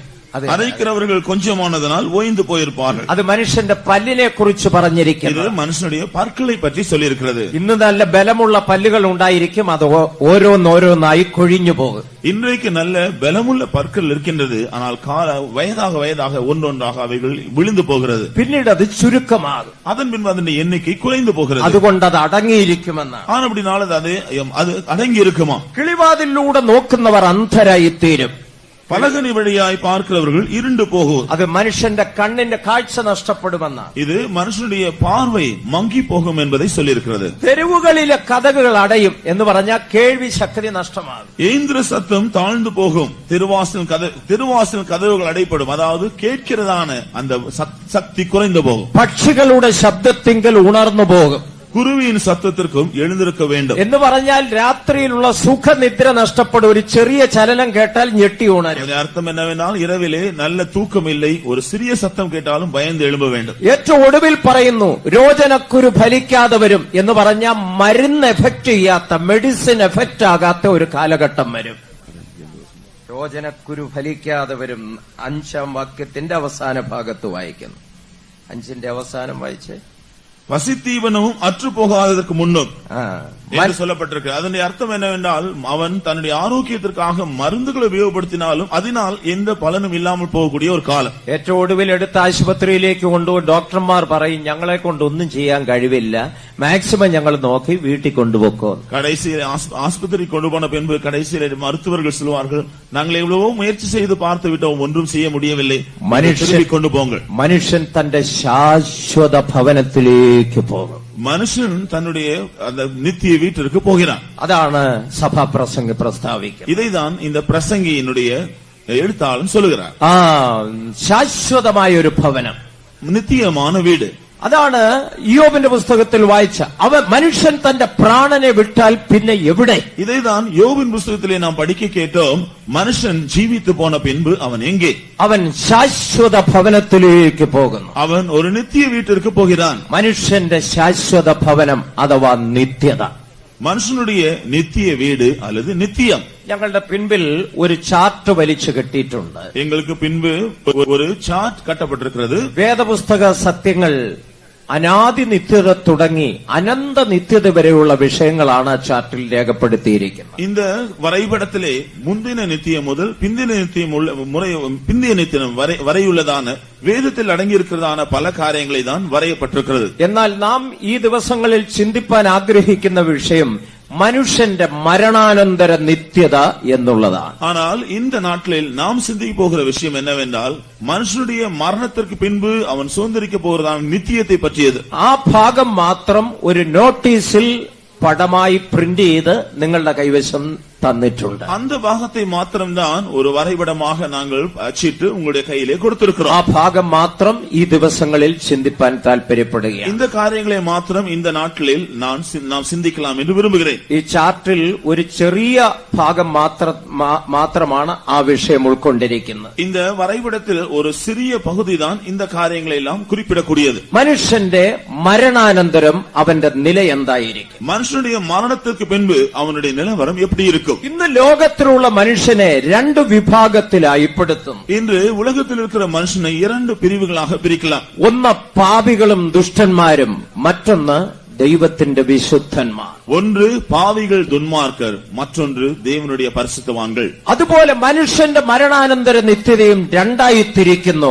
ഒന്ന് നരകം, മറ്റൊന്ന് സ്വർഗം. இதை போலவே மனுஷன் மரணத்திற்கு பின்பு சுதந்திரிக்கிறதான நித்தியமும் 2ஆக பிரிக்கப்பட்டிருக்கிறது. ஒன்று பரலோகம், மற்றொன்று நரகம். ഇന്ന് ക്രിസ്തീയ ലോകത്തിൽ തന്നെ സ്വർഗമുണ്ട്, നരകമുണ്ട്, അത്ര മാത്രമേ അറിയാവൂ. അതിനപ്പുറമായി ഒന്നും അറിഞ്ഞുകൂടാ. இன்றைக்கு கிறிஸ்தவ உலகிலே நரகம் பரலோகம் என்ற ஒன்று உண்டு என்று அறிந்திருக்கிறார்கள். அதை பற்றி அதன் பின்பு ஒன்றும் தெரியாது. നല്ലവരായി ജീവിച്ചാൽ സ്വർഗത്തിൽ പോകാം, நல்ல மனுஷராக ஜீவித்தால் பரலோகத்திற்கு போகலாம். ദൈവത്തെ അറിയാതെ ജീവിച്ചാൽ നരകത്തിൽ പോകും. தேவனை அறியாமல் ஜீவித்தால் நரகத்துக்கு போக வேண்டும். ഇത്ര മാത്രമല്ലാതെ അതിനപ്പുറമായി പലർക്കും അറിവില്ല.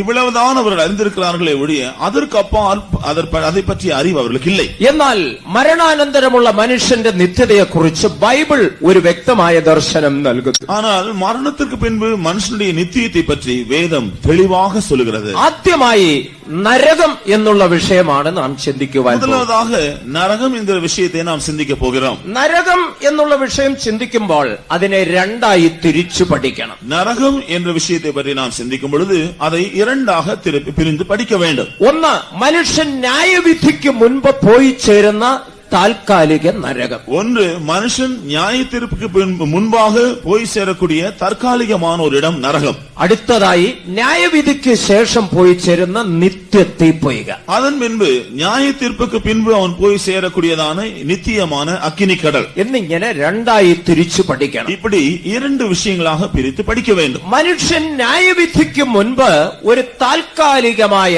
യാതനാസ്ഥലത്ത് പാതാളത്തിൽ പോയി ചേരുന്നു. மனுஷன் நியாய தீர்ப்புக்கு முன்பு தற்காலிகமாக ஒரு வேதனை உண்டாக்கக்கூடிய ஸ்தலமாகிய பாதாளத்திற்கு போகிறான். എന്നാൽ അന്ത്യ ന്യായവിധിക്ക് വേണ്ടി ദൈവം വെള്ളസിംഹാസനം സ്ഥാപിക്കുമ്പോൾ கடைசி நியாய தீர்ப்புக்காக தேவன் தம்முடைய வெள்ளை சிங்காசனத்தை அவர் ஸ்தாபிக்கும் பொழுது ഈ പാപികളും ദുഷ്ടന്മാരും ഉയർത്തെഴുന്നേറ്റ് വെള്ളസിംഹാസന ന്യായവിധിയുടെ മുൻപാകെ വെളിപ്പെടുന്നു. பாவிகள் துன்மார்க்கர் எல்லாரும் மறுபடியும் உயிரோடு எழும்பி அந்த வெள்ளை சிங்காசனத்துக்கு முன்பாக நிற்பார்கள். ആ അന്ത്യ ന്യായവിധിക്ക് ശേഷം നിത്യ തീപ്പൊയ്കയിലേക്ക് ഇവർ തള്ളപ്പെടും. கடைசி நியாய தீர்ப்புக்கு பின்பு நித்தியமான அந்த அக்கினி கடலிலே இவர்கள் தள்ளப்படுவார்கள். ആദ്യമായി ന്യായവിധിക്ക് മുൻപുള്ള ആ താൽക്കാലിക പാതാളത്തെ കുറിച്ച് ചിന്തിക്കാം. முதலாவதாக நியாய தீர்ப்புக்கு முன்பு அவர்கள் போகிற அந்த வேதனைയുടെ இடமாகிய அந்த பாதாளத்தை பற்றி சிந்திக்கலாம். ഒരു പാപിയോ ഒരു ദുഷ്ടനോ ഒരു പിന്മാറ്റക്കാരനോ മരിക്കുമ്പോൾ ஒரு பாவியோ துன்மார்க்கனோ அல்லது ஒரு பின்மாற்றக்காரனோ மரிக்கும் பொழுது അവന്റെ ശരീരം ഈ മണ്ണിൽ സംസ്കരിക്കപ്പെടുന്നു. அவனுடைய சரீரம் இந்த மண்ணில் அடக்கம் செய்யப்படுகிறது. അവന്റെ ആത്മാവും ജീവനും അടങ്ങിയ ആത്മമനുഷ്യൻ എന്ന ഭാഗം ശരീരത്തിൽ നിന്ന് വേർപെടുന്നു. அவனுடைய ஆத்மாவும் ஜீவனும் அடங்கிய ஆத்ம மனுஷன் என்று சொல்லக்கூடிய பகுதி அவனுடைய சரீரத்தை விட்டு பிரிகிறது. അവന്റെ ഈ ആത്മമനുഷ്യനെ സ്വീകരിച്ചു കൊണ്ടുപോകുവാൻ പിശാചും അവന്റെ കൂട്ടരും വരും. இந்த ஆத்ம மனுஷனை அழைத்துக் கொண்டு போகும்படியாக பிசாசும் அவனுடைய கூட்டத்தாரும் வருவார்கள். അവനെ ബന്ധിച്ചുകൊണ്ട് ഭൂമിയുടെ അധോഭാഗത്തിലേക്ക് കൊണ്ടുപോകും. அவனை கட்டி பூமியின் ஆழமான பகுதிகளுக்கு கொண்டு போவார்கள். ദൈവത്തിന് സ്തോത്രം. தேவனுக்கு ஸ்தோத்திரம். ക്രിസ്ത്യാനികളാണെങ്കിലും രക്ഷിക്കപ്പെടാത്തവർ മരിച്ചാൽ സ്വീകരിക്കുവാൻ സാത്താന്റെ ദൂതന്മാരായിരിക്കും വരുന്നത്. கிறிஸ்தவர்களாயிருந்தாலும் ரட்சிக்கப்படாத நிலைமையில் அவர்கள் மரிப்பார்கள் என்றால் மரணத்திற்கு வேளையில் அவர்கள் அழைத்துக் கொண்டு போகும்படியாக வருகிறது சாத்தானும் அவனுடைய தூதர்களுமாக தான் இருக்கும். മാനസാന്തരപ്പെടാത്ത ഒരു വ്യക്തി മരിച്ച് അവന്റെ മൃതശരീരം സംസ്കരിക്കാനായി കൊണ്ടുപോകുമ്പോൾ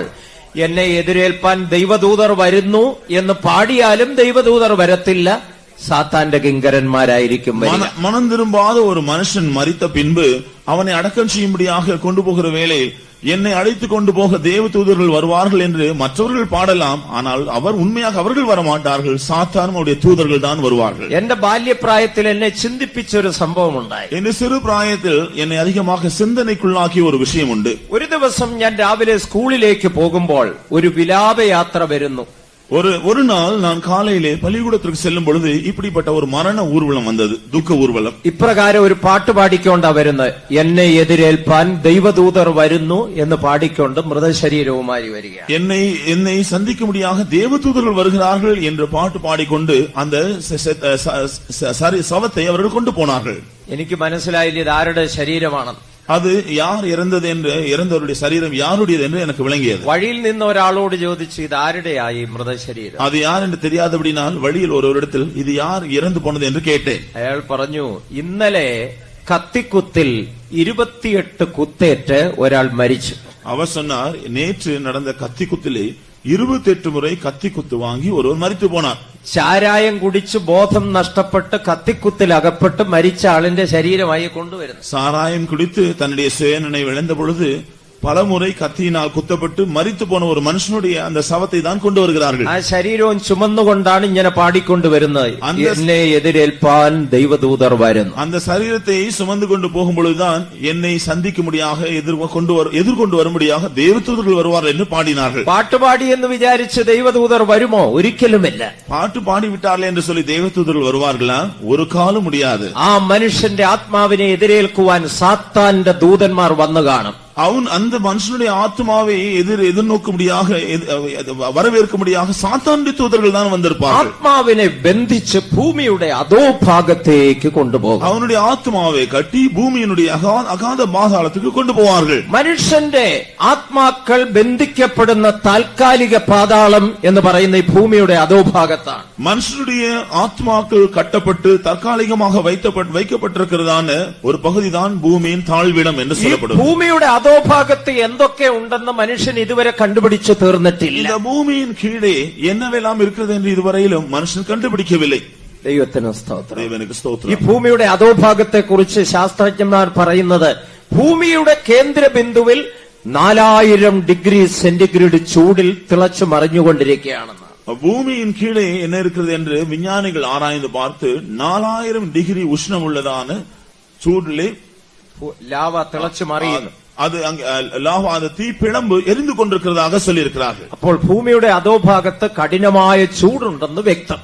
ஆனபடினால் பூமியினுடைய தாழ்விடங்களிலே மிகவும் அதிகமான சூடு இருக்கிறது என்று விளங்கிக் கொள்ளலாம். രക്ഷിക്കപ്പെടാത്ത ഒരു മനുഷ്യൻ, ഒരു പാപിയായവൻ, ഒരു ദുഷ്ടനായവൻ മരിക്കുമ്പോൾ അവന്റെ ആത്മാവ് ബന്ധിക്കപ്പെട്ട് ഈ കഠിനമായ ചൂടിലേക്ക് പോകുന്നു. ரட்சிக்கப்படாத ஒரு மனுஷன், பாவியோ துன்மார்க்கனோ மரிக்கும் பொழுது அவனுடைய ஆத்மா கட்டப்பட்டு இந்த கடினமான சூடான இந்த இடத்திற்கு கொண்டு ഈ போகப்படுகிறது. ഭൂമിയുടെ അധോഭാഗത്തുള്ള താൽക്കാലിക പാതാളത്തെ 3 കമ്പാർട്ട്മെന്റുകളായി അല്ലെങ്കിൽ 3 ഇടങ്ങളായി തിരിക്കുന്നു. இந்த பூமியின் தாழ்விடங்கள் காணப்படுகிறதான இந்த தற்காலிகமான பாதாளத்தை 3 பகுதிகளாக பிரிக்கலாம். ദൈവത്തിന് സ്തോത്രം. தேவனுக்கு ஸ்தோத்திரம். നിങ്ങളുടെ കൈവശം ലഭിച്ചിരിക്കുന്ന ആ നോട്ടീസിൽ, ആ പടത്തിൽ അത് ചെറുതായി രേഖപ്പെടുത്തിയിട്ടുണ്ട്. நீங்கள் கையில் வைத்திருக்கிற வரைபடத்திலே அது சிறிதாக வரையப்பட்டிருக்கிறது. ഒന്നാമത്തെ സ്ഥലത്തിന് പാതാളം എന്ന് പറയുന്നു. முதலாவது இடத்திற்கு பாதாளம் என்று பெயர். അതിന് മറ്റൊരു പേരും പറയുന്നു, യാതനാസ്ഥലം.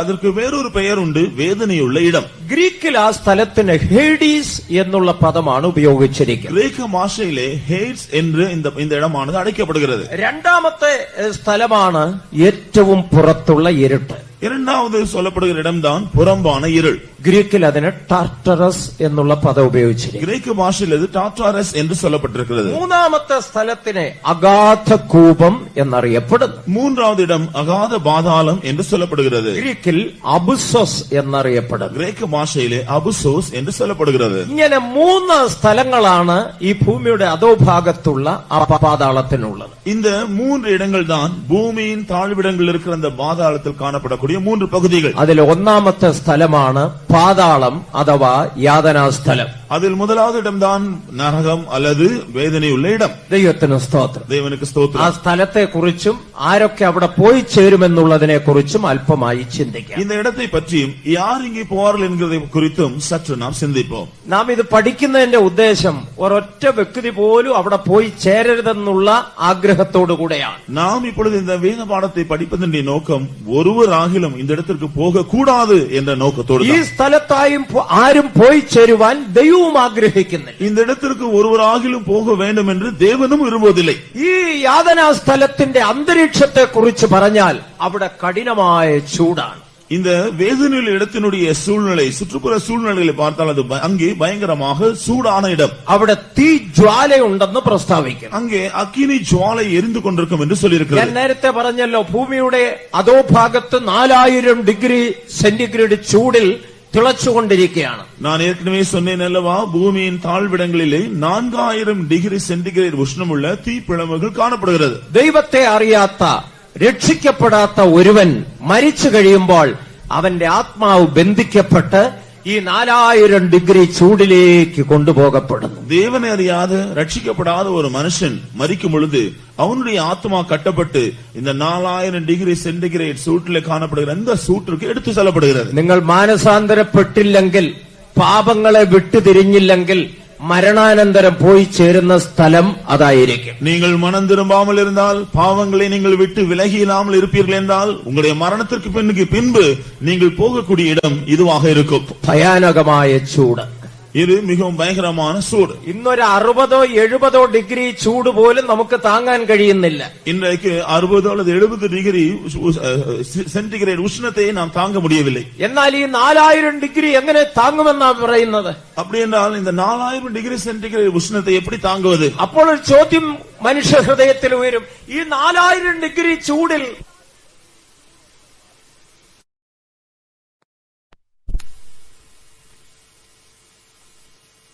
பகுத்தறியும்படியாக அவனுடைய எண்ணங்கள், சிந்தைகள் உண்டு. വ്യക്തികളെ തിരിച്ചറിയുവാൻ കഴിയും.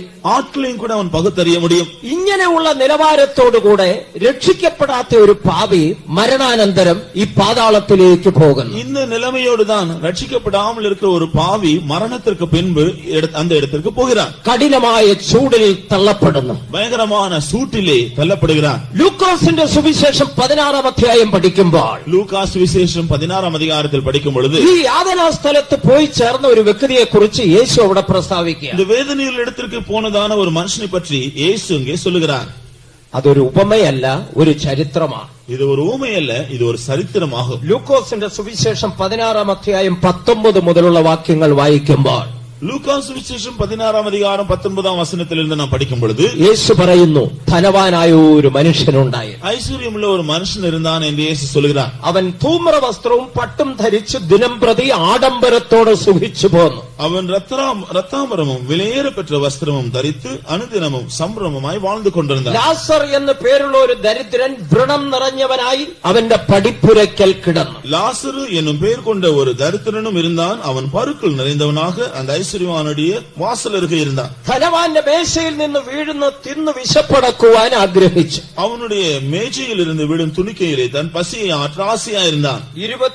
20-ാം വാക്യം വരെ 30-ാം വാക്യം വരെ പഠിക്കുമ്പോൾ നമുക്ക് അത് വിശദമായി കാണുവാൻ കഴിയും. 30-ാം വചനം വരെ നാം പഠിத்தால் அதை விளக்கமாக நாம் பார்க்கலாம். ദൈവത്തിന് സ്തോത്രം. தேவனுக்கு ஸ்தோத்திரம். ഈ ചരിത്രം പഠിക്കുമ്പോൾ നമുക്ക് വളരെ ആശയക്കുഴപ്പങ്ങൾ ഉണ്ടാകാം. இந்த சரித்திரத்தை நாம் படிக்கும் பொழுது நமக்கும் கூட பலவிதமான கலக்கங்கள் உண்டாகலாம். ഈ ധനവാനായ മനുഷ്യൻ മരിച്ചു.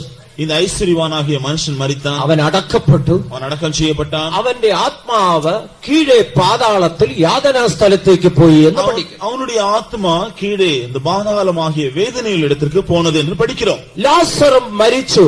അവനെ ദൈവദൂതന്മാർ അബ്രഹാമിന്റെ മടിയിലേക്ക് കൊണ്ടുപോയി. லாசரு மரித்தான். அவனையோ தேவதூதர்கள் ஆபிரகாமின் மடிக்கு கொண்டு போனார்கள். രണ്ടുപേരും മരിച്ചു. രണ്ടുപേരും രണ്ട് വ്യത്യസ്ത സ്ഥലങ്ങളിലേക്ക് പോയി. இரண்டு பேரும் மரித்தார்கள். இரண்டு பேரும் இரண்டு வித்தியாசமான இடங்களுக்கு போய் சேர்ந்தார்கள். ധനവാന്റെ ജീവചരിത്രം പഠിക്കുമ്പോൾ അവനൊരു ദുഷ്ടനായിരുന്നെന്നോ ഒരു കൊള്ളക്കാരനായിരുന്നെന്നോ ഒരു മദ്യപാനിയായിരുന്നെന്നോ അവിടെ പറഞ്ഞിട്ടില്ല. இந்த ஐஸ்வர்யவானை பற்றி நாம் படிக்கும் பொழுது அவன் ஒரு துன்மார்க்கனாகவோ கொள்ளைக்காரனாகவோ மதுபானம் அருந்துகிறவன் குடிகாரனாகவோ இருந்தான் என்று நாம் படிக்கவில்லை. അവനെ കുറിച്ച് ആകെ കൂടെ പറയുന്ന പട്ടും ധൂമ്ര വസ്ത്രവും ധരിച്ച് ദിനം പ്രതി ആഡംബരത്തോടെ സുഖിച്ചു പോകും. அவனை பற்றி நாம் படிக்கிறது என்னவென்றால் அவன் ரத்தாம்பரமும் விலையேற பெற்ற வஸ்திரமும் தரித்து அனுதினமும் சம்பிரமமாக வாழ்ந்து கொண்டிருந்தான். അവന്റെ ജീവിത ലക്ഷ്യം അത് മാത്രമായിരുന്നു. இதுதான் அவனுடைய ஜீவியத்தினுடைய காரியங்கள். നല്ലതുപോലെ ഉടുത്തൊരുങ്ങി നടക്കണം. நன்றாக வஸ்திரம் தரித்து நடக்க வேண்டும். പട്ടും ധൂമ്ര വസ്ത്രവും ധരിച്ച് ആഡംബരത്തോടെ ജീവിക്കണം. விலையேற பெற்ற வஸ்திரமும் விலையேற பெற்ற வஸ்திரங்கள் அவன் தரித்து நடக்க வேண்டும். അതേ സമയത്ത് സമൂഹത്തിന്റെ മധ്യേ അവനൊരു മാന്യനും നീതിമാനുമായിരുന്നു. அதே வேளையில் மற்ற ஜன கூட்டத்தின் மத்தியிலே சமூகத்திலே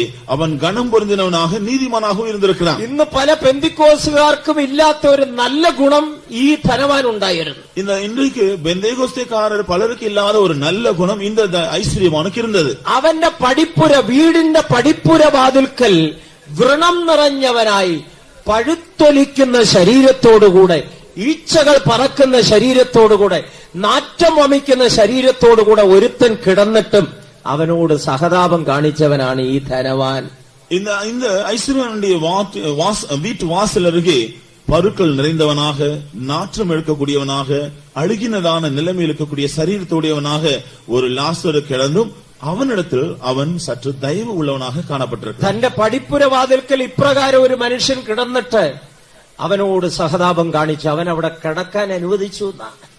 அவன் இப்படிப்பட்ட ஒரு நிர்பந்தமான நிலைமையில் ஒரு மனுஷன் தன்னுடைய வீட்டு வாசல் அருகே இருந்தாலும் அவன் அங்கே இருக்கும்படியாக அவன் சற்று இரக்கம் காட்டியிருக்கிறான். നിങ്ങളൊന്ന് ചിന്തിച്ചു നോക്ക. നിങ്ങളുടെ വീടിന്റെ ഗേറ്റിൽ ഇതുപോലൊരുവൻ വന്ന് കിടന്നാൽ എങ്ങനെയെങ്കിലും നിങ്ങൾ വിരട്ടി ഓടിക്കാൻ നോക്കും. ഇല്ലെങ്കിൽ വീട്ടിൽ കടിക്കുന്ന നായ ഉണ്ടെങ്കിൽ അതിനെ അഴിച്ചുവിടും. நீங்கள் யோசித்து பாருங்கள், உங்களுடைய வீட்டு வாசற்படியில் இப்படிப்பட்ட ஒரு ஆள் இருந்தால் எப்படியாக நீங்கள் அவனை விரட்டி அடக்க பார்ப்பீர்கள். இல்லாவிட்டால் உங்கள் வீட்டில் நீங்கள் வளர்க்கிற நாய் அவனை பயமுறுத்தி துரத்திவிடும். അത് വെച്ച് നോക്കുമ്പോൾ ഈ ധനവാൻ ഒരു നീതിമാനായി. இதை வைத்து சிந்திக்கும் பொழுது இந்த ஐஸ்வர்யவான் ஒரு நீதிமான் தானே, ഒരു നല്ല മനുഷ്യൻ എന്ന് വേണമെങ്കിൽ പറയാം. அவன் ஒரு நல்ல மனுஷன் என்று கூட சொல்லலாம். ഏഴകളോട് സഹതാപം കാണിക്കുന്ന ഒരു വ്യക്തി. தரித்திரத்தில் அவன் தயவு காண்பிக்கிறான், இரக்கம் காண்பிக்கிறான். അവന്റെ മേശയിൽ നിന്ന് വീഴുന്ന അപ്പനുറുക്കുകൾ തിന്ന് ഇവൻ വിശപ്പടക്കി വന്നു. இவனுடைய மேஜையிலிருந்து கீழே விடுகிறதான அப்பத்தினுடைய அந்த துணிக்கைகளை அவன் சாப்பிட்டு தான் தன்னுடைய பசியை அடக்கினான். ദൈവത്തിന് സ്തോത്രം. தேவனுக்கு ஸ்தோத்திரம். ഈ ലാസറും ഈ ധനവാനും മരിച്ചു. இந்த லாசருவும் ஐஸ்வர்யவானும் மரித்தார்கள். എന്നാൽ അവിടെ നോക്കുമ്പോൾ ധനവാനെ അടക്കി എന്ന് വായിക്കുന്നു. ലാസറെ അടക്കിയതായിട്ടില്ല. இங்கே ஐஸ்வர்யவான் மரித்த பின்பு அடக்கம் செய்யப்பட்டான் என்று படிக்கிறோம். ஆனால் லாசருக்கு அப்படி நாம் படிக்கிறதில்லை. എന്റെ ചിന്ത ശരിയാണെങ്കിൽ മുനിസിപ്പാലിറ്റിക്കാർ വല്ലതും എടുത്ത് കുഴിച്ചിട്ട് കാണും. நான் என்னுடைய யோசனை சரியாக இருக்கும் என்றால் ஒருவேளை മുനിസിപ്പാലിറ്റിയെ சேர்ந்த ആட்கள் അവനെ കൊണ്ടുപോയി അടക്കം ചെയ്തിരിக்கலாம். അവന്റെ കണ്ണ് തിരുമി അടയ്ക്കാൻ ആരുമില്ലായിരുന്നു, ആത്മാവിനെ ഏൽപ്പിച്ചു കൊടുക്കാൻ ആരുമില്ലായിരുന്നു, ചുറ്റും കൂടി എന്ന് പാട്ടുപാടാൻ ആരുമില്ലായിരുന്നു. அவனுடைய கண்களை அடைக்கவோ, அவனுடைய ஆத்மாவை ஒப்பு கொடுத்து ஜெபிக்கவோ, அவனை சுற்றி இருந்து பாட்டு பாடவோ அவனுடைய கடைசி வேளையில் யாரும் இல்லை. അവൻ മരിച്ചു. அவன் மரித்தான். അവന്റെ ആത്മാവിനെ സ്വീകരിക്കുവാൻ ദൈവദൂതന്മാർ വന്നു. அவனுடைய ஆத்மாவை ஏற்றுக்கொள்ள தேவதூதர்கள் வந்தார்கள். കൊണ്ടുപോയി അബ്രഹാമിന്റെ മടിയിലേക്ക്. கொண்டுപോய் ஆபிரகாமின் மடியில் விட்டார்கள். ധനവാനും മരിച്ചു. ஐஸ்வர்யவானும் மரித்தான். ഇവിടെ പറയുന്ന നല്ല ഒരു അടക്കം കിട്ടിയെന്ന്. அவனுக்கு ஒரு நல்ல அடக்கம் நடந்தது என்று நாம் படிக்கிறோம். ദേശത്തിലെ മാന്യന്മാരെല്ലാം കൂടിക്കാണും. தேசத்தில் இருந்த கனம் பொருந்தினவர்கள் எல்லாரும் வந்திருப்பார்கள். മന്ത്രിമാർ, എംപിമാർ, എംഎൽഎമാർ എല്ലാവരും കൂടി. மந்திரிகள், எம்பி, எம்எல்ஏ இவர்கள் எல்லாரும் வந்திருப்பார்கள். വലിയ മീറ്റിങ്ങുകളൊക്കെ നടന്നു. பெரிய கூட்டங்கள் எல்லாம் நடந்திருக்கலாம். അവനെ കൊണ്ടുപോയി സംസ്കരിച്ചു. அவனை கொண்டுപോய் அடக்கம் செய்தார்கள். പക്ഷേ ആത്മാവ് പോയി ചേർന്നത് പാതാളത്തിലാണ്. ஆனால் அவனுடைய ஆத்மா போய் சேர்ந்த இடமோ பாதாளம் அல்லது நரகம். അവിടെ പാതാളത്തിൽ യാതന അനുഭവിക്കുമ്പോൾ, அங்கே பாதாளத்திலே அவன் வேதனைப்படும் பொழுது, കഠിനമായ ജ്വാലയിലേക്ക്, യാതനയിലേക്ക് അവൻ തള്ളപ്പെട്ടത്. அவன் பயங்கரமான அந்த அக்கினி ஜுவாலையிலே வேதனைக்கு அனுபவிக்கிற இடத்திலே தள்ளப்பட்டான். അവിടെ കിടന്നുകൊണ്ട് അവൻ മുകളിലേക്ക് നോക്കി.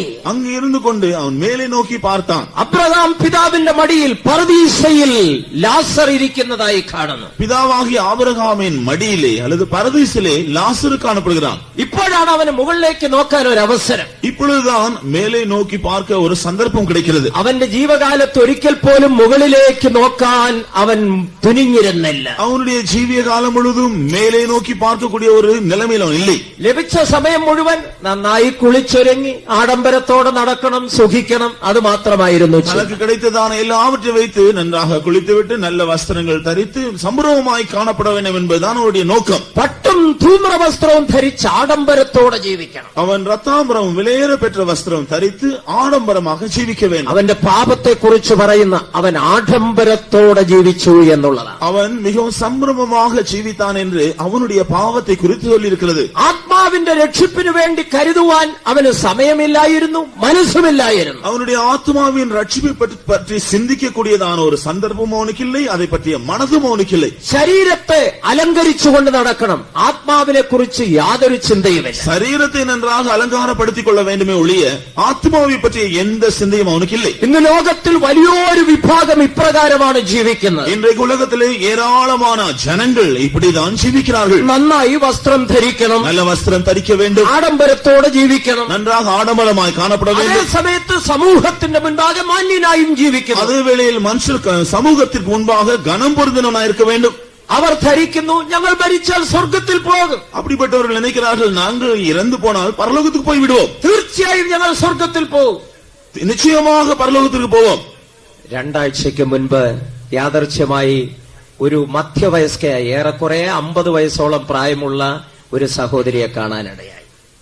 2 வாரங்களுக்கு முன்பாக 50 வயது உள்ளதான ஒரு சகோதரியை நான் பார்த்தேன். അവരുടെ ഹൃദയത്തിൽ വളരെയേറെ സംശയങ്ങളുണ്ടായി. அவருடைய இருதயத்திலே பல சந்தேகங்கள் இருந்தன. അതിൽ ഒരു ചോദ്യം അവർ ഇപ്രകാരം അവർ ചോദിച്ചത്, ഞാൻ സ്വർഗത്തിൽ പോവുകയില്ലേ എന്ന. அவர் கேட்ட கேள்விகளில் ஒன்று, நான் பரலோகத்துக்கு போக முடியாதா? അവർ പറയുന്നു, ഞാൻ സ്വർഗത്തിൽ പോകും, തീർച്ചയായും ഞാൻ പോകും. நான் நிச்சயமாக பரலோகத்திற்கு போவேன் என்று சொன்னார்கள். അവർ ക്രിസ്തീയ കുടുംബത്തിൽ ജനിച്ചതാണ്. அவர்கள் கிறிஸ்தவ குடும்பத்தில் பிறந்தால் ഞാൻ അവരെ ഒന്ന് നോക്കി, അവരുടെ ചുണ്ടിൽ ലിപ്സ്റ്റിക് പുരട്ടിയിട്ടുണ്ട്. நான் அவரை பார்த்த பொழுது உதட்டிலே அந்த லிப்ஸ்டிக் போட்டிருக்கிறார்கள். കൈകാലുകളുടെ നഖങ്ങളിൽ ക്യൂടെക്സും പുരട്ടിയിരിക്കുന്നു. கை கால் விரலின் நகங்களிலே கியூடெக்ஸ் பாலிஷ் போட்டிருக்கிறார்கள். പാശ്ചാത്യ രീതിയിൽ തന്നെ അലങ്കരിച്ചിരിക്കുന്നു. மேல்நாட்டு முறையிலே அந்த முறையிலே தன்னை அவர்கள் அலங்கரித்துக் கொண்டிருக்கிறார்கள். എന്നിട്ടും അവർ പറയുകയാണ്, ഞാൻ സ്വർഗത്തിൽ പോകും. ஆனாலும் சொல்லுகிறார்கள், நான் பரலோகத்திற்கு போவேன். ഞാൻ പറഞ്ഞു, ബൈബിൾ അതിനനുവദിക്കുന്നില്ല. நான் சொன்னேன், வேதம் அதை அனுமதிப்பதில்லை. കാരണം ഈ ലോകത്തിലെ സുഖങ്ങളും സന്തോഷങ്ങളും അനുഭവിച്ച് ജീവിക്കുന്നവർക്കുള്ളതല്ല സ്വർഗം. இந்த உலகத்தினுடைய சுக சௌகரியங்களை அனுபவித்து ஜீவிக்கிறவர்களுடைய இடம் அல்ல பரலோகம். ദൈവത്തിന് സ്തോത്രം. தேவனுக்கு ஸ்தோத்திரம். ഈ ലോകത്തിൽ പട്ടും ധൂമ്രവസ്ത്രവും ധരിച്ച് ആഡംബരത്തോടെ സുഖിച്ച് ആത്മാവിനെ കുറിച്ചുള്ള ചിന്തയില്ലാതെ കേവലം മൃഗങ്ങളെ പോലെ ജീവിക്കുന്ന ആയിരക്കണക്കിന് മനുഷ്യരെ നമുക്ക് കാണാം. இன்றைக்கு ரத்தாம்பரம் விலையேற பெற்ற வஸ்திரங்களையும் தரித்து சம்பிரமமாய் ஜீவித்து தன்னுடைய ஆத்மாவை பற்றி சிந்தை இல்லாமல் மிருகங்களை போல ജീവിக்கிற ആയിരക്കണக்கான ஜனங்களை நாம் உலகத்தில் ഒരു ആത്മാവുണ്ടെന്ന് അവർ ചിന്തിക്കുന്നില്ല. அவர்கள் தங்களுக்கு ஒரு ஆத்மா உண்டு என்கிறதை சிந்திக்கிறது. ആത്മാവിന്റെ നിത്യതയുണ്ടെന്ന് இந்த ചിന്തിക്കുന്നു. ஆத்மா நித்தியமானது என்று அவர்கள் சிந்திக்கிறது. ആ നിത്യതയ്ക്ക് വേണ്ടി അവർ കരുതുന്നതുമില്ല. அந்த ஆத்மா அந்த நித்தியத்தை பெற்று இப்படி அடையும் என்கிறதை அவர் பற்றி அவர்கள் சிந்திப்பதில்லை. അവർ ധരിക്കുന്നു മരിച്ചാൽ ഒരു സ്വർഗമുണ്ടെങ്കിൽ ഞാൻ അവിടെ പോകും. அவர்கள் நினைக்கிறார்கள் மரித்தால் பரலோகம் என்று ஒன்று இருந்தால் அங்கே நான் போவேன். തങ്ങളുടെ സൽപ്രവർത്തികളും നീതിപ്രവർത്തികളും അതിനവരെ സഹായിക്കുമെന്ന് ധരിക്കുന്നു. தங்களுடைய நீதி கிரியைகளும் நற்கிரியைகளும் அதற்கு உதவியாக இருக்கும் என்று அவர்கள் நினைக்கிறார்கள். പാതാളത്തിൽ യാതന അനുഭവിക്കുന്നു. இங்கே இந்த ஐஸ்வர்யவான் பாதாளத்திலே வேதனைப்படுகிறான். അവിടെ ചെന്നപ്പോൾ അവന്റെ ഒരേ ഒരു ആഗ്രഹം ഒരല്പം വെള്ളം വേണം. அவன் அங்கே போன பொழுது அவனுடைய ஒரே ஒரு விருப்பம் என்னவென்றால் ஒரு சிறு துளி தண்ணீர் வேண்டும். മുകളിലേക്ക് നോക്കിയപ്പോൾ ലാസറിനെ കണ്ടു, തന്റെ പടിപ്പുരയ്ക്കൽ കിടന്ന വ്രണം നിറഞ്ഞവൻ. மேலே நோக்கி பார்த்த பொழுது தன்னுடைய வாசற்படியிலே பருக்கள் நிறைந்தவனாக இருந்த லாசருவை கண்டான். അവൻ അബ്രഹാം പിതാവിന്റെ മടിയിലാണ് ഇരിക്കുന്നത്. அவன் பிதாவாகிய ஆபிரகாமின் மடியில் இருந்தான். താഴെ കിടന്നുകൊണ്ട് അവൻ വിളിച്ചു പറയുന്നു. உடனே இங்கே இருந்து கீழே இருந்து அவனை கூப்பிட்டான். അബ്രഹാം പിതാവേ. ஆபிரகாம் பிதாவாகிய ஆபிரகாமே. ആ പദത്തിൽ നിന്ന് വ്യക്തമാണ് അബ്രഹാം പിതാവിന്റെ വംശത്തിൽപ്പെട്ടവനാണവൻ. அதிலிருந்து நாம் விளங்கிக் கொள்ளலாம் பிதாவாகிய ஆபிரகாமின் குடும்பத்தை சேர்ந்தவனாக அவன் இருந்திருக்க கூடும். അതുകൊണ്ടാണ് വിളിക്കുന്നത് അബ്രഹാം അപ്പച്ചോൻ. ஆனபடினால் தான் தகப்பனாகிய ஆபிரகாமே என்று கூப்பிடுகிறான். ദൈവത്തിന് സ്തോത്രം. தேவனுக்கு ஸ்தோத்திரம். ഞാൻ ഈ ജ്വാലയിൽ കിടക്കുന്നു, അങ്ങയുടെ കൊച്ചുമകൻ ഈ ജ്വാലയിൽ കിടക്കുന്നു. நான் இங்கே அக்கினி ஜுவாலையில் வேதனைப்படுகிறேன். ഞാൻ ഈ ജ്വാലയിൽ കിടക്കുന്നതിൽ അങ്ങയ്ക്ക് സഹതാപമില്ലേ? நான் ഈ ജ്വാലയിൽ കിടക്കുന്നതിൽ അങ്ങയ്ക്ക് കഷ്ടം തോന്നുന്നില്ല? நான் இங்கே அக்கினி ஜுவாலையில் வேதனைப்படுகிறேனே, உமக்கு இரக்கம் இல்லையா? ആ ലാസറിനെ ഇവിടേക്കൊന്ന് അയക്കണം. அந்த லாசருவை கொஞ்சம் இங்கே அனுப்ப வேண்டும். ചിലർ ഇപ്രകാരം ധരിച്ചിരിക്കുന്നു. சிலர் இப்படி நினைக்கிறார்கள். തങ്ങൾക്ക് മുൻപേ കടന്നുപോയിരിക്കുന്ന പിതാക്കന്മാർ അവിടെ ഉള്ളത് നിമിത്തം അവർ മുഖാന്തരം സ്വർഗത്തിൽ പോകാം. தங்களுக்கு முன்பாக கடந்து போன தங்களுடைய பிதாக்கன்மார் தகப்பன்மார் அங்கே இருக்கிறபடினால் அவர்கள் நிமித்தமாக தாங்களும் பரலோகத்துக்கு போகலாம் என்று நினைக்கிறார்கள். പല പിതാക്കന്മാർ നമുക്ക് മുൻപേ പോയിട്ടുണ്ട്. நமக்கு முன்பாக அநேக பிதாக்கள் போயிருக்கிறார்கள். അവർ നമുക്ക് വേണ്ടി റെക്കമെൻഡ് ചെയ്ത് നമ്മെ സ്വർഗത്തിൽ കൊണ്ടുപോകുമെന്ന് ധരിക്കുന്നവര്. அவர்கள் நமக்கு சிபாரிசு செய்து நம்மையும் பரலோகத்திற்கு கொண்டு போவார்கள் என்று சிலர் நினைக்கிறார்கள். അതുകൊണ്ട് പരിശുദ്ധ പിതാവേ ഞങ്ങൾക്ക് വേണ്ടി അപേക്ഷിക്കണമേ എന്ന് പ്രാർത്ഥിക്കണം. ஆனபடினால் தான் பரிசுத்த பிதாவே எங்களுக்காக வேண்டிக் கொள்ளும் என்று அவர்கள் ஜெபிக்கிறார்கள். പരിശുദ്ധ പിതാവേ ഞങ്ങളെ സഹായിക്കണമേ എന്ന് പോയി പ്രാർത്ഥിക്കണം. அவர்கள் பரிசுத்த பிதாவே நீர் எங்களுக்கு உதவி செய்ய வேண்டும் என்று ஜெபம் பண்ணுவார்கள். ഈ ധനവാനും അങ്ങനെയാ പറഞ്ഞു, അബ്രഹാം പിതാവേ. இந்த ஐஸ்வர்யவானும் அப்படிதான் சொன்னான். ஆபிரகாமே, ഞാൻ ഈ ജ്വാലയിൽ കിടന്ന് വേദന അനുഭവിക്കുന്നു. நான் இந்த அக்கினி ஜுவாலையில் வேதனைப்படுகிறேனே. എനിക്കിപ്പോഴാവശ്യം എന്റെ നാവൊന്ന് തണുക്കണം. என்னுடைய அவசியம் இப்பொழுது என்னுடைய நாவை குளிர செய்ய ആ வேண்டும். ലാസറിനെ ഇവിടേക്കൊന്ന് അയക്കണം. அதற்காக லாசருவை இங்கே அனுப்ப வேண்டும். അവൻ തന്റെ വിരലിന്റെ അറ്റം വെള്ളത്തിൽ മുക്കി அவன் தன்னுடைய விரலின் நுனியை தண்ணீரிலே தோய்த்து എന്റെ നാവിനെ ഒന്ന് തണുപ്പിക്കേണ്ടതിന് ഇവിടേക്ക് അയക്കണം. என்னுடைய நாவை குளிர பண்ணும்படியாக அவனை அனுப்ப வேண்டும். അബ്രഹാം പിതാവ് ഇപ്രകാരം മറുപടി പറഞ്ഞു. தகப்பனாகி ஆபிரகாம் இப்படி பதில் சொன்னார். അപ്പനായതുകൊണ്ട് മകനെ എന്ന് തന്നെ വിളിച്ചു. മകനെ, தகப்பனே தகப்பனே என்று சொன்னபடினா அவர் மகனே என்று சொல்கிறார்.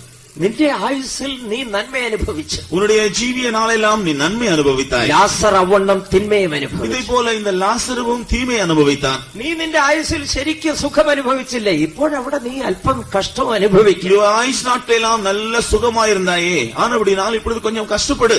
ലാസർ തന്റെ ആയുസ്സിൽ കഷ്ടം അനുഭവിച്ചു, അവനിപ്പോൾ സന്തോഷിക്കും. லாசரு தன்னுடைய ஆயுஷ் நாட்களெல்லாம் கஷ்டப்பட்டான், ஆனபடினால் இப்பொழுது அவன் சந்தோஷமாக. ലാസർ കഷ്ടപ്പെട്ടതുകൊണ്ട് സ്വർഗത്തിൽ പോയെന്ന് അർത്ഥമില്ല. അവൻ ആത്മാവിന്റെ രക്ഷയ്ക്ക് വേണ്ടത് കരുതി അതുകൊണ്ട് പോയി.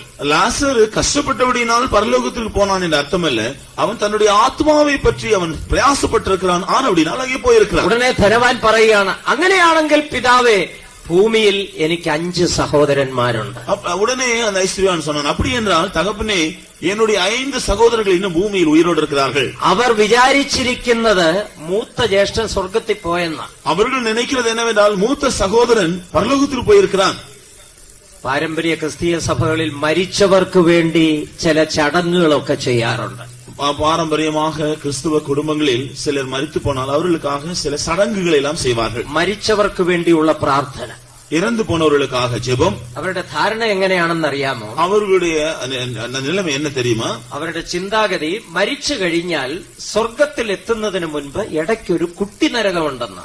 அவர்களுடைய எண்ணம் என்னவென்றால் மரித்தவர்கள் பரலோகத்தில் போவதற்கு முன்பாக இடையிலே ஒரு சிறிய நரகம் இருக்கிறதா? ആ കുട്ടി നരകത്തിൽ 40 ദിവസം കിടക്കും.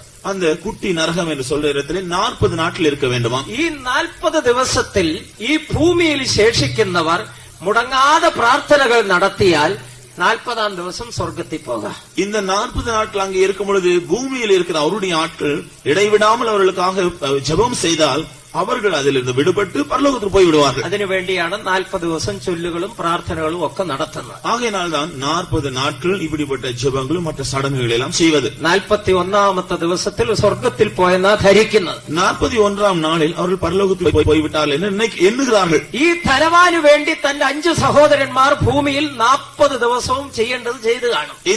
இந்த ஐஸ்வர்யவானுக்காகவும் கூட அவனுடைய 5 சகோதரர்கள் பூமியிலே இந்த 40 நாட்கள் செய்ய வேண்டிய சடங்குகளை செய்திருப்பார்கள். അതെല്ലാം കഴിഞ്ഞിട്ട് അവർ ആശ്വസിച്ചിരിക്കുക, എന്റെ മൂത്ത ജ്യേഷ്ഠൻ ഇപ്പൊ സ്വർഗത്തിലിരിക്കുക. இதெல்லாம் செய்து முடித்த பின்பு என் மூத்த சகோதரன் பரலோகத்தில் இருக்கிறான் என்று அவர்கள் ஆறுதல் பட்டுக் கொண்டிருந்தார்கள். അബ്രഹാം പിതാവെ ദയവായിട്ട് ലാസറിനെ അയച്ചൊന്ന് പറയിക്കണം, മൂത്ത ജ്യേഷ്ഠൻ ഇതുവരെ സ്വർഗത്തിൽ പോയിട്ടില്ല, ഇപ്പോഴും ഇവിടെ കിടക്കുകയാണ്.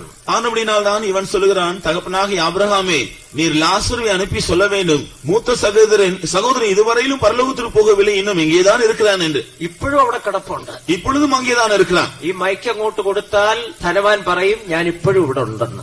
இந்த மைக்கின் இடத்துல பேச சொன்னால் அவன் சொல்வான், இப்பொழுதும் நான் அங்கே இருக்கிறேன். ദൈവത്തിന് സ്തോത്രം. தேவனுக்கு ஸ்தோத்திரம். അടുത്തതായി പറയുകയാണ്, എന്റെ സഹോദരന്മാരെങ്കിലും മാനസാന്തരപ്പെടട്ടെ. அடுத்தபடியாக அவன் சொல்லுகிறான், என்னுடைய சகோதரராகிலும் மனம் திரும்பட்டும். അവരും എന്നേക്കാൾ ഒട്ടും മോശമല്ല, മരിച്ചാൽ തീർച്ചയായും ഇവിടെ വരത്തും. அவர்கள் என்னை பார்க்கலும் மிகவும் மோசமல்ல, ஆனால் ஆனபடினால் மரித்தால் நிச்சயமாக அவர்கள் இங்கே வருவார்கள். അതുകൊണ്ട് അവരെങ്കിലും രക്ഷിക്കപ്പെടട്ടെ, പോയി അവരോട് പ്രസംഗിക്കുവാൻ ലാസറിനെ അയക്കണം. ஆனபடினால் அவர்கள் ஆகிலும் ரட்சிக்கப்படட்டும், ஆனபடினால் அவர்களுக்கு போய் பிரசங்கம் பண்ண லாசருவை நீர் அனுப்பிவிடும். അപ്പോൾ അബ്രഹാം പിതാവ് മറുപടി പറയുന്നു. அப்பொழுது ஆபிரகாம் தகப்பனா சொல்லுகிறார், മകനെ, ഇവിടെ നിന്ന് ഒരാൾക്ക് അങ്ങോട്ട് പോകാൻ സാധ്യമല്ല. மகனே, இங்கே இருந்து ஒரு ஆள் அங்கே போக முடியாது. അവിടെ മോശയും പ്രവാചകന്മാരുമുണ്ട്, அங்கே மோசேயும் தீர்க்கதரிசிகளும் உண்டு. ആകയാൽ ഇപ്പോൾ ആത്മാവിന് വേണ്ടത് കരുതിക്കൊള്ളണം. ஆனபடினால் இப்பொழுது அவர்கள் ஆத்மாவுக்குரிய காரியங்களை பற்றி அவர்கள் பிரயாசப்படட்டும். പട്ടും ധൂമ്രവസ്ത്രവും ധരിച്ച് ആഡംബരത്തോടെ സുഖിക്കുന്നവർ കരുതണം, മരണാനന്തരം പോയി ചേരുന്ന സ്ഥലം ഈ യാതനാ സ്ഥലമായിരിക്കും. இரத்தாம்பரமும் விலையேறு பெற்ற வஸ்திரம் தரித்து சம்பிரமமாக ஜீவிக்கிறவர்கள் மரணத்திற்கு பின்பு போகக்கூடிய இடம் இந்த வேதனையுள்ள பாதாளமாக இருக்கும் என்கிறதை சிந்திக்க வேண்டும். രണ്ടാമതായി യെശയ്യാ പ്രവചനം 14-ാം അധ്യായം നാം പഠിക്കുമ്പോൾ, இரண்டாவதாக ஏசியா 14ஆம் அதிகாரத்திலே நாம் படிக்கும் பொழுது അവിടെ പോയി ചേരുന്ന മറ്റൊരു കൂട്ടരെ നാം കാണും. இங்கே போய் சேர்கிற இன்னொரு கூட்டத்தாரை பற்றி நாம் படிக்கிறோம். 14-ാം അധ്യായത്തിന്റെ 11-ാം വാക്യം വായിക്കുമ്പോൾ, 14ஆம் அதிகாரம் 11ஆம் வசனம், നിന്റെ ആഡംബരവും വാദ്യഘോഷവും പാതാളത്തിലേക്ക് ഇറങ്ങിപ്പോയി. உன்னுடைய ஆடம்பரமும் உன்னுடைய வாத்தியங்களின் முழக்கமும் பாதாளத்தில் தள்ளுண்டு போயிற்று. ആഡംബര പ്രേമികൾ പാതാളത്തിലേക്ക് പോകുന്നു. ஆடம்பரமாய் ஜீவிக்கிறவர்கள் பாதாளத்திற்கு போகிறார்கள். ദൈവത്തിന് സ്തോത്രം. தேவனுக்கு ஸ்தோத்திரம். വാദ്യഘോഷവും പാതാളത്തിലേക്ക് ഇറങ്ങിപ്പോയി. வாத்திய முழக்கங்கள் எல்லாம் பாதாளத்தில் இறங்கி போகிறது. ഈ ലോകത്തിലെ നവീനമായ വസ്ത്രങ്ങൾ ധരിച്ചുകൊണ്ട്, இந்த உலகத்திலே புதுமையான வஸ்திரங்களை தரித்துக் கொண்டு, ചുണ്ടും ചിറിയും ചുവപ്പിച്ച്, അല്ലെങ്കിൽ അധരങ്ങൾ ചുവപ്പിച്ച്, കൈകാലുകൾ പെയിന്റ് അടിച്ച്, മുഖത്ത് പെയിന്റ് അടിച്ച്, உதடுகளிலே சாயம் பூசி, கை கால்களிலே சாயம் பூசி, முகத்திலே அவர்கள் வரணும் சாயம் பூசி, ഈ ലോകത്തിലെ സുഖം അനുഭവിച്ചുകൊണ്ട് ജീവിക്കുന്നവർ വിചാരിക്കണം, മരണാനന്തരം പോയി ചേരുന്ന സ്ഥലം ഇതാണ്. இந்த உலகத்தை நன்றாக அனுபவிக்கிறவர்கள் நீங்கள் நினைத்துக் கொள்ள வேண்டும், மரணத்திற்கு பின்பு அவர்கள் போய் சேரக்கூடிய இடம் இந்த நரகம். അപ്പോൾ ചോദിക്കും, പെന്തിക്കോസുകാരും ക്രിസ്ത്യാനികളും അങ്ങനെ ജീവിച്ചാൽ അവിടാണോ പോകുന്നത്? അതെ. அப்பொழுது நினைப்பார்கள், பெந்தேகோஸ்தேக்காரன் கிறிஸ்தவர்கள் அப்படி ஜீவித்தால் கூட அவர்களும் அங்கேதான் போக வேண்டுமா என்று கேட்டால், ஆம், அவர்களும் அங்கேதான் போக வேண்டும். അവരും അവിടെ തന്നെ പോയി ചേരും. அவர்களும் அங்கேதான் போய் சேர வேண்டும். ദൈവത്തിന് സ്തോത്രം. தேவனுக்கு ஸ்தோத்திரம். ചിലർ എന്നോട് ചോദിച്ചിട്ടുണ്ട്, ഞങ്ങളുടെ പണം കൊടുത്തല്ലേ ഞങ്ങൾ വസ്ത്രം വാങ്ങി ധരിക്കുന്നത്, നിങ്ങൾക്ക് എന്ത് വേണം? சிலர் எங்கள் நேரத்தில் கேட்டிருக்கிறார்கள், எங்களுடைய காசு பணத்தை செலவழித்து நாங்கள் வஸ்திரத்தை வாங்கி தரிக்கிறோம், உங்களுக்கு என்ன? ഞങ്ങളുടെ പണം കൊടുത്തല്ലേ പൊന്നു വാങ്ങി കഴുത്തിലും കാതിലും ഇട്ടുകൊണ്ട് നടക്കുന്നത്, നിങ്ങൾക്ക് എന്ത് വേണം? எங்களுடைய காசு செலவழித்து தான் பொன் ஆபரணங்களை வாங்கி கழுத்திலும் காதிலும் போட்டுக் கொள்கிறோம், அதனால் உங்களுக்கு என்ன வந்தது? നിങ്ങൾ പോയി ചേരുന്ന സ്ഥലത്തെക്കുറിച്ച് അറിയാൻ പാടില്ലാത്തത് കൊണ്ടാണ് നിങ്ങൾ ഈ നടക്കുന്നത്. ബൈബിളിൽ ഇങ്ങനെ പറഞ്ഞിരിക്കുന്നുണ്ട്, അത് വ്യക്തമായി വിളിച്ചു പറയുകയാണ്. நீங்கள் போய் சேரக்கூடியதான இடத்தை பற்றி ஒரு சரியான அறிவில்லாதபடினால் தான் இப்படி எல்லாம் நடக்கிறீர்கள். ஆனபடினால் தான் வேதத்தில் இதை பற்றி சொல்லி இருக்கிறதை விளக்கமாக உங்களுக்கு நாங்கள் சொல்லுகிறோம். ഇതെല്ലാം അണിഞ്ഞൊരുങ്ങി നടന്നോ കുഴപ്പമില്ല, മരണാനന്തരം പോയി ചേരുന്ന സ്ഥലം ഇതായിരിക്കും. இதையெல்லாம் நீங்கள் அணிந்து நன்றாக நீங்கள் காணப்படுங்கள், பிரச்சனை இல்லை. ஆனால் மரணத்திற்கு பின்பு நீங்கள் போகக்கூடிய இடம் இந்த இடமாக இருக்கும். ഇന്നത്തെ ലോക സുന്ദരിമാർ ഒക്കെയും, இன்றைக்கு உலகத்திலே மிகவும் அழகாக இருக்கிற ஸ்திரீகள், സിനിമാ നടന്മാർ, സിനിമാ നടികൾ, சினிமா நடிகர்கள், நடிகைகள், മിസ് വേൾഡ്, മിസ് യൂണിവേഴ്സ് എന്നൊക്കെ പറയുന്നല്ല, അവരൊക്കെ പോയി ചേരുന്ന സ്ഥലമായത്. மிஸ் வேர்ல்ட், மிஸ் யூனிவர்ஸ் என்றெல்லாம் சொல்கிறார்களே, அவர்கள் எல்லாரும் கூட போய் சேரக்கூடிய இடம். അവിടുത്തെ നിലവാരത്തെ കുറിച്ച് പറയുകയാണ്. இந்த இடத்தை பற்றி சொல்லப்பட்டிருக்கிறது. നിന്റെ കീഴെ പുഴുക്കളെ വിരിച്ചിരിക്കുന്നു. உனக்கு புழுக்கள் தான் உனக்கு போர்வையாக இருக்கும், இருக்கும். கிருமிகள் നിനക്ക് പുതപ്പായിരിക്കുന്നു. புழுக்கள் தான் பூச்சிகளே உன்னுடைய போர்வையாக இருக்கும். അവിടെ ചെന്നാൽ കിടക്ക കിട്ടും, വിഷമിക്കേണ്ട, കിടക്കയുണ്ട്. அங்கே போனா உங்களுக்கு படுக்கை கிடைக்கும், பயப்பட வேண்டாம். MFM മെത്ത അല്ല അവിടെ കിട്ടുന്നത്. ஆனால் MFM-നാൽ செய்த மெத்தை அல்ல. ഒരു 10,000 പുഴുക്കളെ കൊണ്ട് ഒരു 5 ഇഞ്ച് കനത്തില് ഒരു മെത്ത ഉണ്ടാക്കി നിങ്ങളെ അതിൽ കിടത്തും. ஒரு 5,000 புழுக்களை கொண்டதான ஒரு 5 அங்குலம் உள்ளதான உயரமுள்ள ஒரு மெத்தையை ഉണ്ടാക്കി அதிலே தான் உங்களை படுக்க வைப்பார். ഇന്നത്തെ മിസ് യൂണിവേഴ്സിനെയൊക്കെ അതിനകത്തോട്ട് നീണ്ടു നിവർത്തി ഒന്ന് കിടത്തുമ്പോൾ നമ്മുടെ ഭാവനയിൽ ഒന്ന് ചിന്തിക്കണം കേട്ടോ. നാം சற்று கற்பனை செய்து பார்ப்போம். மிஸ் யூனிவர்ஸ் அதை இப்படி படுக்க வைத்தார். എന്നിട്ടൊരു കൃമി കൊണ്ട് ഒരു പുതപ്പുണ്ടാക്കി പുതപ്പിക്കും. அதன் பின்பு பூச்சிகளினாலே ஒரு போர்வை உண்டாக்கி அதை மூடுவார்கள். പാദം തൊട്ട് തലവരെ ഈ പുതപ്പിനാൽ പുതപ്പിക്കപ്പെടും. கால் முதல் தலை வரை இந்த போர்வையினால் மூடப்படுவார்கள். കഠിനമായ ചൂടാണല്ലോ അവിടെ. அங்கே பயங்கரமாக சூடு இருக்கிறது. അയ്യോ എന്ന് നിലവിളിക്കാൻ, വെള്ളം എന്ന് നിലവിളിക്കാൻ വാ തുറക്കുമ്പോൾ ഒരു 50 കൃമി വായ്ക്കകത്തേക്ക് പോകും. அங்கே சூட்டினால் ஐயோ தண்ணீர் வேண்டும் என்று வாய் திறக்கும் பொழுது ஒரு 50 பூச்சிகளாகவும் வாய்க்குள் போய்விடும். കണ്ണിനകത്ത് ഒരു 10-50 എണ്ണം കയറും. കണ്ണിൻ മേൽ ഒരു 10-50 പൂச்சிകൾ ഏറും. എത്ര ഭയങ്കരമായ ഒരു അനുഭവമായിരിക്കും അത്. எவ்வளவு பயங்கரமான ஒரு அனுபவமாக இது இருக்கும். നിന്റെ ആഡംബരവും വാദ്യഘോഷവും കീഴെ പാതാളത്തിലേക്ക് ഇറങ്ങിപ്പോയിരിക്കും. உன்னுடைய ஆடவரும் உன்னுடைய வாத்தியங்களின் முழக்கமும் பாதாளத்தில் தள்ளிண்டு போயிற்று. അവിടേക്ക് ചെല്ലുമ്പോൾ സ്വീകരണമുണ്ടെന്നാ പറയുന്നത്. அங்கே போகும் பொழுது ஏற்றுக்கொள்ளக்கூடிய ஒரு காரியம் உண்டாம். 14-9 വാക്യം മുതൽ വായിക്കുമ്പോൾ 16-ാം அதிகாரம் 9-ാം വചനത്തിലിருந்து പഠിത്താൽ, നിന്റെ വരവിങ്കൽ നിന്നെ എതിരേൽപ്പാൻ പാതാളം നിന്റെ നിമിത്തം ഇളകിയിരിക്കുന്നു. உன்னை ஏற்றுக்கொள்ளும்படியாக நீ போய் சேரும் பொழுது பாதாளம் உனக்காய் காத்திருக்கும். പാതാളം നിന്നെ സ്വീകരിപ്പാനായി ഇളകും. பாதாளம் உன்னை சேர்த்துக் கொள்ளும்படியாக அது இളകും. സകല ഭൂപാലന്മാരായ പ്രേതന്മാരെ ഉണർത്തി ജാതികളുടെ രാജാക്കന്മാരെ സിംഹാസനങ്ങളിൽ നിന്ന് എഴുന്നേൽപ്പിക്കും. അതിന്റെ 9-ാം വാക്യം, 9-ാം വാക്യം വായിച്ചു. 14:9. യെശയ്യാ 14:9. கீழே இருக்கிற பாதாளம் உன் நிமித்தம் அதிர்ந்து உன் வருகைக்கு எதிர்கொண்டு பூமியில் அதிபதிகளாயிருந்த செத்த இரட்சகர் யாவரையும் உன் நிமித்தம் எழுப்பும். സകല പ്രേതന്മാരെ ഉണർത്തും. செத்த இரட்சகர்கள் யாவரையும் உன் நிமித்தம் எழுப்பும். സ്വീകരിപ്പാനായി അവരെല്ലാം കൂടെ വരും. ஏற்றுக்கொள்ளும்படியாக இவர்கள் எல்லாரும் வருவார்கள். 10-ാം വാക്യത്തിൽ വായിക്കുന്നു. 10-ാം വചനത്തിലെ പഠിக்கிறோம். അവരൊക്കെയും നിന്നോട് ഇപ്രകാരം പറയുമെന്നാണ്. அவர்கள் எல்லாரும் உன்னை நோக்கி இப்படி சொல்லுவார்கள், നീയും ഞങ്ങളെ പോലെ ബലഹീനനായോ, நீயும் எங்களை போல பலட்சியப்பட்டு போனாயோ, നീയും ഞങ്ങൾക്ക് തുല്യനായോ, எங்களுக்கு சமானமானாயோ എന്ന് പറഞ്ഞ അതിന്റെ അർത്ഥം എന്താണെന്ന് അറിയാമോ? இப்படி சொன்னால் அர்த்தம் என்ன? അല്ലയോ തോമാച്ച, നീ ഭൂമിയിൽ ജീവിച്ചിരുന്നപ്പോൾ ക്രിസ്ത്യാനി എന്നുള്ള പേരും ധരിച്ച് എല്ലാ ഞായറാഴ്ചയും പള്ളിയിൽ പോയി അവസാനം ഞങ്ങളെ പോലെ ബലഹീനനായി ഇവിടെ വന്നു ചേർന്നു എന്നായി ചോദിക്കും. தோமாச்சா, நீ கிறிஸ்தவனாயிருந்து ஞாயிற்றுக்கிழமையெல்லாம் ஆலயத்திற்கு போய் எல்லாம் ஜீவியம் செய்து கடைசியில் எங்களை போல வந்து இந்த இடத்தில் வந்து சேர்ந்து விட்டாயே. நீயும் ഞങ്ങളെ പോലെ ബലഹീനനായോ, நீயும் எங்களை போல பலட்சியப்பட்டு போனாயோ, വിലപിച്ചുകൊണ്ട് നിങ്ങളെ സ്വീകരിക്കുമെന്ന. அவர்கள் ஒரு பெரிய புலம்பலோடு தான் உங்களை ஏற்றுக்கொள்வார்களாம். എല്ലാവരും കൂടെ സ്വീകരിച്ചുകൊണ്ട് പാതാളത്തിലേക്ക് കൊണ്ടുപോകും. எல்லாரும் இப்படி ஏற்றுக்கொண்டு பாதாளத்தில் இன்னும் ஆளை கொண்டு போவார்கள். അയ്യോ, പാതാളം എത്ര ഭയങ്കരം! பாதாளம் என்று சொல்வது எவ்வளவு பயங்கரம்! രക്ഷിക്കപ്പെടാത്ത മനുഷ്യർക്കുള്ള സ്ഥാനം, ரட்சிக்கப்படாத மனுஷருக்குரிய இடம் அது. ആഡംബര പ്രേമികൾക്കുള്ള സ്ഥാനം, ஆடம்பரத்தை நாடுகிறவர்களுடைய இடம் அது. വാദ്യഘോഷത്തെ സ്നേഹിക്കുന്നവർ എന്ന് പറഞ്ഞാൽ ഇന്നത്തെ ഡിസ്കോയും പോപ്പ് മ്യൂസിക്കും അതിനെയൊക്കെ ശബ്ദം കേട്ട് ഡാൻസ് ചെയ്യുന്നവരുണ്ടല്ലോ, അവർക്കൊക്കെ ഉള്ള வாத்திய സ്ഥലം. முழக்கம் என்று சொல்லும் பொழுது பாப் மியூசிக், டிஸ்கோ மியூசிக் இவைகளால் ஈர்க்கப்பட்டு அது நடனமாடும்படியாக இருக்கிறார்கள் அல்லவா, அவர்களுக்குரியதாம். ഇന്ന് കൊച്ചുകുട്ടികൾക്ക് മുമ്പ് വരെ ഇത് കാസറ്റ് അങ്ങോട്ട് ഓൺ ചെയ്ത് കൊടുത്താൽ മതി, അവര് നൃത്തം തുടങ്ങിക്കോളും. இன்றைக்கு சிறு பிள்ளைகளுக்கு முன்பாக இந்த கேசட் நீங்கள் போட்டு அந்த வாத்தியம் அந்த இசை அவர்கள் கேட்ட மாத்திரத்தில் உடனே அவர்களும் ஆட ஆரம்பிக்கிறார்கள். പോപ്പ് മ്യൂസിക് ഒക്കെ കേട്ട് ചിലർ തലയാട്ടുന്നതും കൈ അടിക്കുന്നതും ഒക്കെ ഞാൻ കണ്ടിട്ടുണ്ട്. അവർക്കെല്ലാം ഉള്ള സ്ഥലമാണിത്. பாப் மியூசிக் கேட்டு கைத்தட்டு தலையாடி இப்படி ரசிக்கிற சிலரெல்லாம் நான் பார்த்திருக்கிறேன். அவர்களுக்குரிய இடம் இதுதான். നിന്റെ ആഡംബരവും വാദ്യഘോഷവും കീഴെ പാതാളത്തിലേക്ക് ഇറങ്ങിപ്പോയി. உன்னுடைய ஆடம்பரம் உன்னுடைய வாத்தியங்களின் முழக்கமும் பாதாளத்தில் தள்ளுண்டு போகும். ദൈവത്തിന് സ്തോത്രം. தேவனுக்கு ஸ்தோத்திரம். നാം ആരും നഷ്ടപ്പെട്ടു പോകുവാനിടയാകരുത്. நாம் ஒருவராகிலும் நஷ்டப்பட்டு போக வேண்டாம். അവിടെ போய் ചേരുന്ന മറ്റൊരു കൂട്ടരെ കുറിച്ച് നാം വായിക്കുന്നു. அங்கே போய் சேர்க்கிற வேறொரு கூட்டத்தாரை குறித்து நாம் படிக்கிறோம். മർക്കോസിന്റെ സുവിശേഷം 9-ാം അധ്യായം 42-ാം വാക്യം. மார்க்கு சுவிசேஷம் 9-ാം அதிகாரம் 42-ാം வசனம். ആ വിഷയം കൂടെ പറഞ്ഞുകൊണ്ട് ഇന്നത്തെ എന്റെ വിഷയം അവസാനിപ്പിക്കും. இந்த விஷயத்தை சொல்லிக்கொண்டு இன்றைக்கு இந்த விஷயத்தை நாம் வேத பாடத்தை நிறுத்துவோம். അതിന്റെ പശ്ചാത്തലം അതിന്റെ മുകളിലുള്ള വാക്യങ്ങൾ വായിക്കുമ്പോൾ മനസ്സിലാകും.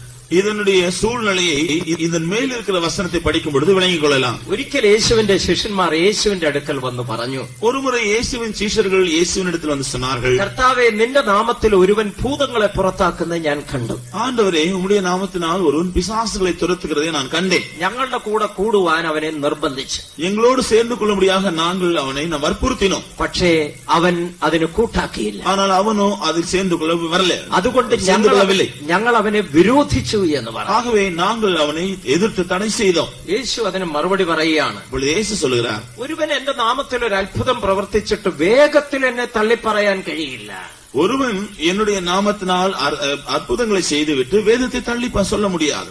എനിക്ക് പ്രതികൂലമല്ലാത്തവൻ എനിക്ക് അനുകൂലമാകുന്നു. எனக்கு விரோதமாய் இராதவன் எனக்கு அனுகூலமாக இருக்கிறான். അടുത്തതായി യേശു പറയുകയാണ്, அடுத்தபடியாக இயேசு சொல்கிறார், എന്നിൽ വിശ്വസിക്കുന്ന ഈ ചെറിയവരിൽ ഒരുവന് ഇടർച്ച വരുത്തുന്നതിനേക്കാൾ என்னிடத்தில் விசுவாசமாயிருக்கிறதான் இந்த சிறியவர்களில் ஒருவனுக்கு இடரல் ഉണ്ടാക്കുന്നവൻ അവന്റെ കഴുത്തിൽ വലിയൊരു തിരികല്ല് കെട്ടി സമുദ്രത്തിന്റെ ആഴത്തിൽ ഇട്ട് കളയുന്നത് നല്ലത്. அவனுடைய கழுத்திலே ஒரு பெரிய ஏந்திர கல்லை கட்டி சமுத்திரத்தின் ஆழத்திலே அவனை தள்ளுவது நல்லது.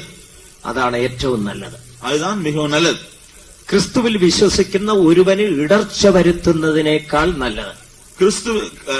கிறிஸ்துவில் விசுவாசமாயிருக்கிறதான ஒருவனுக்கு இடரல் உண்டாக்காமல் இருப்பது நல்லது. ദൈവമക്കളോട് അല്പം ചിന്തിക്കണം ഈ വിഷയം. இந்த விஷயத்தை தேவனுடைய பிள்ளைகள் சற்று சிந்திக்க வேண்டும். യേശു ക്രിസ്തുവിൽ വിശ്വസിക്കുന്ന ചെറിയവരിൽ ഒരുവന് നിങ്ങൾ ഇടർച്ചയാണെങ്കിൽ, இயேசு கிறிஸ்துவின் மேல் விசுவாசமாயிருக்கிறதான ஒரு சிறுவனுக்கு, சிறிய ஒரு ஆளுக்கு நீங்கள் இடரலா இருந்தால், ഇടർച്ച വരുത്തുന്നതിനേക്കാൾ നല്ല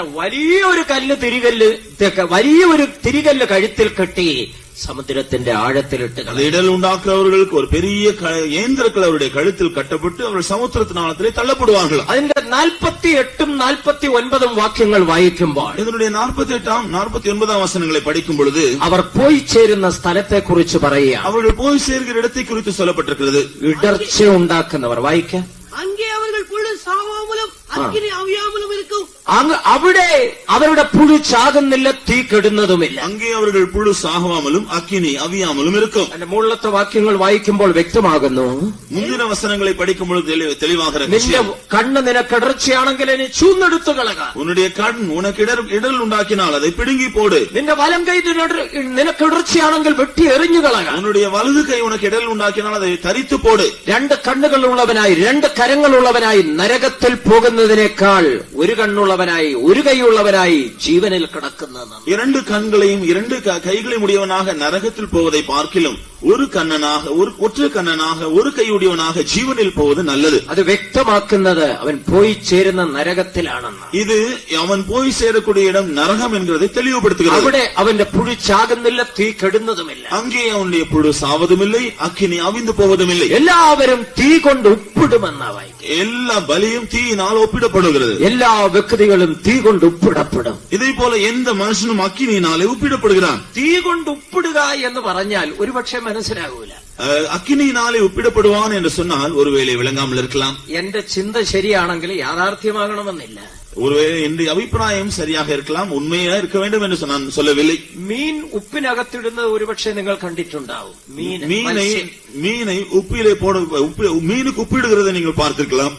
കുറേയേറെ മീൻ ഇങ്ങനെ അടുക്കി മത്സ്യം നിരത്തി വെച്ചിട്ട് மீன்களை வரிசையாக அடுக்கி வைத்துவிட்டு അതിന്റെ മുകളിൽ ഉപ്പ് ചരൽ വാരിയിടും, ഉപ്പുകല്ല് அதன் மேல் கல் உப்பை எடுத்து போடுவார்கள். അതിന്റെ മുകളിൽ പിന്നെയും അടുക്കി വെക്കും. அதன் பின்பு மறுபடியும் மீனை அடுக்குவார்கள். പിന്നെയും ഉപ്പ് വാരി വിതറും. மறுபடியும் உப்பை வாரி அதன் மேல் போடுவார்கள். എന്റെ ചിന്ത ശരിയാണെങ്കിൽ ഈ ഇടർച്ച ഉണ്ടാക്കുന്നവരെ പ്രത്യേക നിലയിലാണ് അവിടെ വയ്ക്കുന്നത്. நான் என் அபிப்பிராயத்தின்படி இடர் உண்டாக்குறவர்களை ஒரு விசேஷமான நிலைமையில் தான் அங்கே வைக்கிறார்கள். തീക്കനൽ കൊണ്ട് തീക്കനൽ വാരി വിതറിയിട്ട് തീ പിഴമ്പുകളെ അത് പരപ്പിവിട്ട് ഈ ഇടർച്ച ഉണ്ടാക്കുന്നവരെ പിറക്കി ഇങ്ങനെ നിരത്തി കിടത്തും. இடர் உண்டாக்குறவர்களெல்லாம் அதன் மேல் அப்படியே வைப்பார்கள். അതിന്റെ മുകളിൽ വീണ്ടും തീക്കനൽ വാരി വിതറും. அதன் மேல் மறுபடியுமாக அக்கினி பிழம்புகள் ഇങ്ങനെ അടുക്കി അടുക്കി വെക്കും. இப்படி அவர்கள் அடிக்கி அடிக்கி வைக்கப்படுவார்கள். അങ്ങനെയും വേണമെങ്കിൽ ധരിക്കാം. அப்படி வேணும் என்றால் இருக்கலாம் என்று நினைக்கலாம். എന്തായാലും ഈ യാതനാസ്ഥലം ഭയാനകമാണ്. என்றாலும் இந்த வேதனையில் இடம் பயங்கரமான. ഒരു മനുഷ്യനും അവിടെ പോയി ചേരുവാൻ ദൈവം ആഗ്രഹിക്കുന്നില്ല. ஒரு மனுஷனும் அங்கே போக வேண்டும் என்று தேவன் விரும்புவதில்லை. പാപം ചെയ്ത് മുൻപോട്ട് ജീവിപ്പാനാണ് താല്പര്യമെങ്കിൽ പോയി ചേരുന്ന ഇടമതായി. பாவம் செய்துதான் முன்னேறி செல்வேன் என்ற விருப்பம் இருந்தால் நீங்கள் போய் சேரக்கூடிய இடம் நிச்சயமாக அதுவாக இருக்கும். ആത്മാവിന്റെ രക്ഷയെക്കുറിച്ച് ചിന്തിക്കാതെ മുൻപോട്ട് പോവുകയാണെങ്കിൽ, ஆத்தும ரட்சிப்பை குறித்து சிந்திக்காமல் நீங்கள் முன்னேறி சென்றால் മരണാനന്തരം പോയി ചേരുന്ന സ്ഥലം അതായിരിക്കും. மரணத்திற்கு பின்பு நீங்கள் போய் சேரக்கூடிய இடம் அதுவாக இருக்கும். ഒരുപക്ഷെ ക്രിസ്ത്യാനിയാണെന്ന് അഭിമാനിക്കുന്നുണ്ടാവും. ஒருவேளை நான் கிறிஸ்தவன் அல்லவா என்று நீங்கள் நினைக்கலாம். എല്ലാ ആഴ്ചയിലും ആരാധനയുണ്ടെന്ന് പ്രശംസിക്കുന്നുണ്ടാവും. எல்லா வாரத்திலும் ஆராதனைக்கு போகிறேன் என்ற ஒரு மேன்மை பாராட்டத்தில் ബൈബിൾ വായിക്കുന്നു എന്ന് ചിന്തിക്കുന്നുണ്ടാവും. வேதம் படிக்கிறேனே என்று நினைக்கலாம். ഞാൻ ലോകത്തിന്റെ മുൻപാകെ മന്യനായി ജീവിക്കുന്നു എന്നൊരു പക്ഷേ പറഞ്ഞ് நான் உலகத்தினாருடைய பார்வையிலே மரியாதையோடு ஜீவிக்கிறேன் என்று நினைக்கலாம். നിന്റെ ആത്മാവിന്റെ രക്ഷയ്ക്ക് വേണ്ടത് നീ കരുതിയിട്ടുണ്ടോ? உன்னுடைய ஆத்மாவினுடைய ரட்சிப்பை குறித்து நீ சிந்தித்ததுண்டா? നീ രക്ഷിക്കപ്പെട്ടിട്ടുണ്ടോ? நீ ரட்சிக்கப்பட்டிருக்கிறாயா? നിന്റെ പാപം ക്ഷമിക്കപ്പെട്ടിട്ടുണ്ടോ? உன்னுடைய பாவம் மன்னிக்கப்பட்டிருக்கிறதா? യേശുവിൻ രക്തത്താൽ നീ കഴുകൽ പ്രാപിച്ചിട്ടുണ്ടോ? இயேசுவின் இரத்தத்தினாலே நீ கழுவப்பட்டிருக்கிறாயோ? പേർ ജീവപുസ്തകത്തിൽ എഴുതപ്പെട്ടിട്ടുണ്ടോ? உன்னுடைய பெயர் ஜீவ புஸ்தகத்திலே எழுதப்பட்டிருக்கிறதா? ദൈവ പൈതൽ എന്നുള്ള ധൈര്യം ജീവിതത്തിൽ പ്രാപിച്ചിട്ടുണ്ടോ? தேவனுடைய பிள்ளை நான் என்ற தைரியம் உன்னுடைய ஜீவியத்தில் உண்டா? ഇല്ല എങ്കിൽ മരണാനന്തരം പോയി ചേരുന്ന സ്ഥലം ഈ യാതനാ സ്ഥലമായിരിക്കും. அப்படி இல்லாவிட்டால் உன்னுடைய மரணத்திற்கு பின்பு நீ போய் சேரக்கூடிய இடம் இந்த வேதனையுள்ள இடமாக இருக்கும். ശരീരത്തിൽ നിന്ന് ജീവൻ വേർപെടുമ്പോൾ സാത്താന്യ ദൂതന്മാർ സ്വീകരിക്കുവാൻ വരും. உன்னுடைய சரீரத்தை விட்டு ஜீவன் பிரியும் பொழுது அதை ஏற்றுக்கொள்ளும்படியாய் சாத்தான் தூதர்களோடு வருவான். ബന്ധിച്ചു ഭൂമിയുടെ അധോഭാഗത്തേക്ക് കൊണ്ടുപോകും. கட்டி பூமியினுடைய தாழ்விடங்களுக்கு கொண்டு போவான். കഠിനമായ ജ്വാലയിലേക്ക് തള്ളപ്പെടും.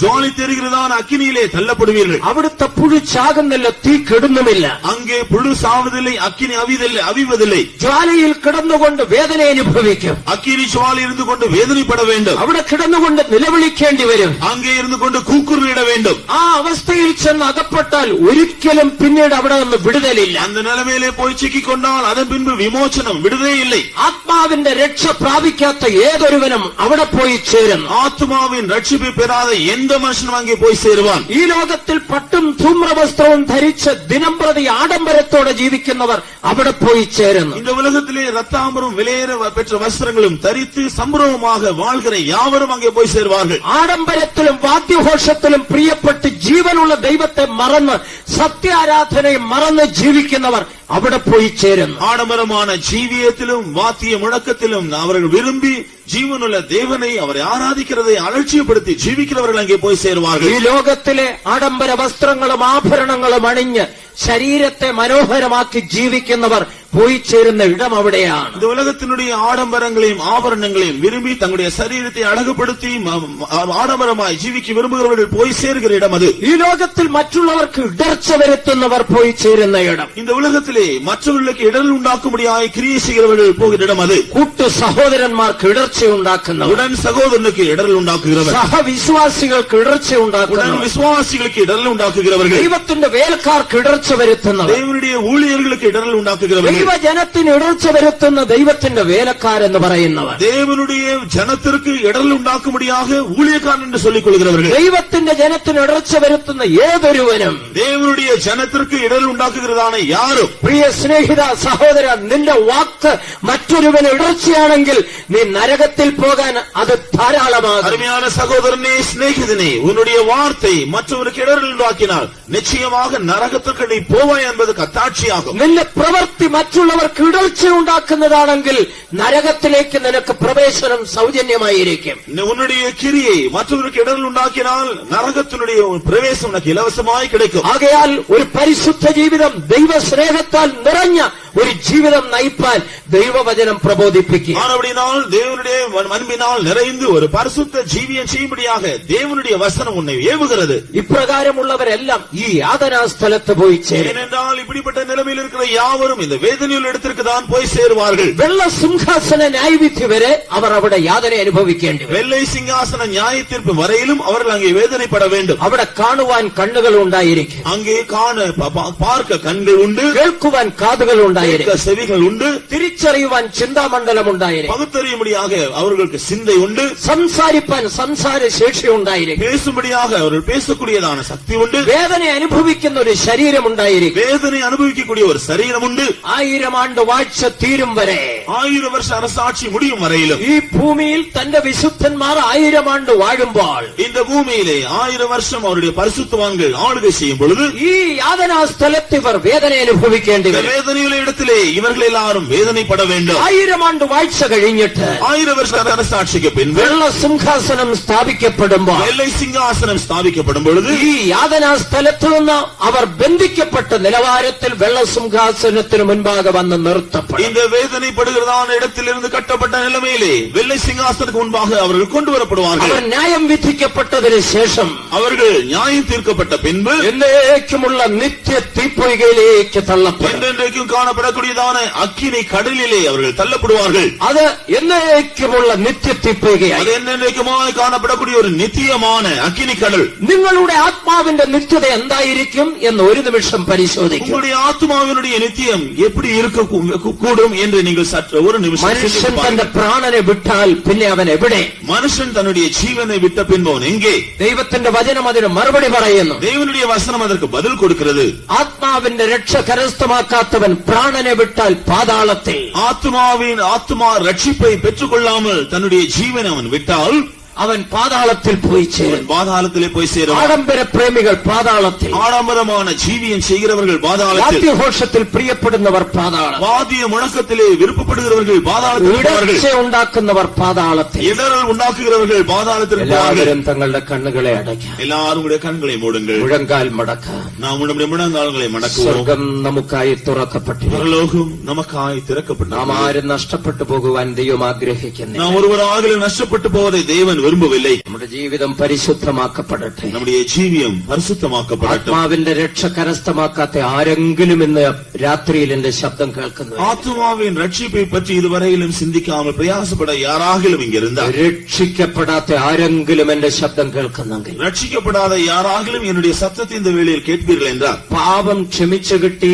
എന്നുള്ള നിശ്ചയം പ്രാപിക്കാത്ത ആരെങ്കിലും എന്റെ ശബ്ദം കേൾക്കുന്നു, என்னுடைய பாவங்கள் மன்னிக்கப்பட்டன என்ற நிச்சயம் இல்லாத யாராகிலும் என்னுடைய சத்தத்தை கேட்பீர்கள் என்றால், രാത്രിയിൽ സ്വർഗം നിങ്ങളെ ഉറ്റുനോക്കിക്കൊണ്ടേ, இந்த இரவில் பரலோகம் உங்களை கூர்ந்து கவனிக்கிறது. നിങ്ങളുടെ മാനസാന്തരത്തിന് വേണ്ടി സ്വർഗം കാത്തിരിക്കുകയാണ്. நீங்கள் மனம் திரும்பும்படியாக பரலோகம் காத்திருக்கிறது. ഒരുവരും നഷ്ടപ്പെട്ടു പോകുവാൻ ദൈവം ആഗ്രഹിക്കുന്നു. ஒருவரும் நஷ்டப்பட்டு போவதை தேவன் விரும்பவில்லை. ക്രിസ്ത്യാനി എന്നുള്ള നാമം ധരിച്ചുകൊണ്ട്, கிறிஸ்தவன் என்ற பெயரை தரித்துக் கொண்டு, ഒരുപക്ഷെ പെന്തിക്കോസുകാരൻ എന്നുള്ള നാമത്തോടുകൂടെ, அல்லது பெந்தேகோஸ்திக்காரன் என்ற பெயரோடு ആഡംബരത്തിൽ നിന്ന് വിടുവിക്കപ്പെടാതെ, ஆடம்பரத்திலிருந்து விடுவிக்கப்படாமல், ഈ ലോകത്തിന് അനുരൂപപ്പെട്ട് ജീവിക്കുന്ന ആരെങ്കിലും എന്റെ ശബ്ദം കേൾക്കുന്നെങ്കിൽ, இந்த உலகத்திற்கு ஒத்த வேஷம் தரித்தவர்களாய் ஜீவிக்கிற யாராகிலும் என்னுடைய சத்தத்தை கேட்பீர்கள் என்றால், ഈ ലോകത്തെ ചവറന്നെണ്ണുവാൻ ഇന്ന് രാത്രിവേളയിൽ തീരുമാനിക്കുക. இந்த உலகத்தை குப்பை என்று எண்ணும்படியாக இந்த இரவிலே நீங்கள் தீர்மானம் ഈ செய்யுங்கள். ലോകത്തിലെ ആഡംബരം നിന്നെ പാതാളത്തിലേക്ക് നയിക്കുന്നു. இந்த உலகத்தினுடைய ஆடம்பரம் உன்னை பாதாளத்திற்கு தான் கொண்டு போகிறது. ഒരുപക്ഷെ മനോഹരമായ വസ്ത്രം ധരിച്ചാൽ ഒരു ആത്മസംതൃപ്തി ഉണ്ടായി എന്ന് വരാം. ஒருவேளை ஒரு அழகான வஸ்திரம் தரித்தால் உன்னுடைய இருதயத்தில் ஒரு திருப்தி வரலாம். കൈകളിലും കാതുകളിലും കഴുത്തിലും ആഭരണങ്ങൾ അണിഞ്ഞാൽ അതുകൊണ്ടൊരു സംതൃപ്തി ഉണ്ടായെന്ന് വരും. கைகள் கால்கள் காதுகள் இவைகளிலே ஆபரணங்களை அணிவதன் மூலமாக உங்களுக்குள்ள ஒரு திருப்தி இருக்கலாம். പക്ഷെ അത് നിന്നെ പാതാളത്തിലേക്ക് നടത്തുന്നു എന്നുള്ള സത്യം നീ മറക്കരുത്. എന്നാലും അவைകളെല്ലാം உங்களை பாதாளத்திற்கு வழி நடத்தும் என்கிற சத்தியத்தை மறக்க ഈ வேண்டாம். ലോകത്തിലെ ആധുനികമായ വാദ്യോപകരണങ്ങളിൽ സംഗീതത്തിൽ സന്തോഷിച്ചുകൊണ്ട് ജീവിക്കുന്നവരെ, இந்த உலகத்திலே வாத்திய முழக்கங்களில் சங்கீதத்தில் இசையிலே பிரியப்பட்டு ஜீவிக்கிறவர்கள், അത് നിങ്ങളെ പാതാളത്തിലേക്ക് നയിക്കുന്നു എന്നുള്ളത് മറക്കരുത്. அந்த இசையானது உங்களை பாதாளத்திற்கு வழி நடத்தும் என்கிறதை மறக்க வேண்டாம். അവയെല്ലാം വിട്ടുപിരിഞ്ഞ് യേശുവിങ്കലേക്ക് കടന്നു വരാം. இவைகளெல்லாம் விட்டுவிட்டு இயேசுவினிடத்தில் வாருங்கள். ദൈവരാജ്യത്തിലേക്ക് കടന്നു വരാം. தேவனுடைய ராஜ்யத்திற்கு கடந்து வாருங்கள். പരിശുദ്ധത്തിലേക്ക് കടന്നു വരാം. பரிசுத்தத்திற்கு கடந்து வாருங்கள்.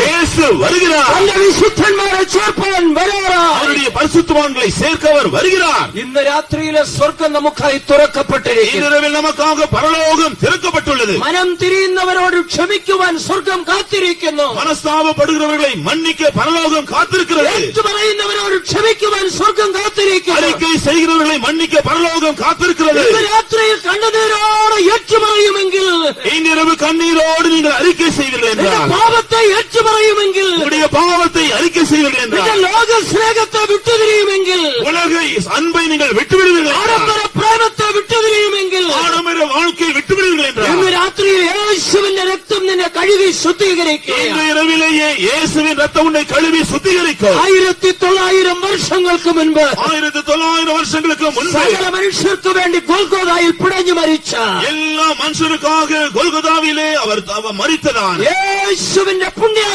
രക്തം, இயேசுவின் புண்ணியமான ரத்தம் ഇന്ന് രാത്രിയിൽ നിന്നെ കഴുകി ശുദ്ധീകരിപ്പാൻ മതിയായതാണ്. இன்று இரவிலே உன்னை கழுவி சுத்திகரிக்க போதுமானது. ആ യേശുവിന്റെ രക്തം ഇന്ന് രാത്രിയിൽ ഓരോരുത്തരുടെ മേൽ തളിക്കപ്പെടട്ടെ.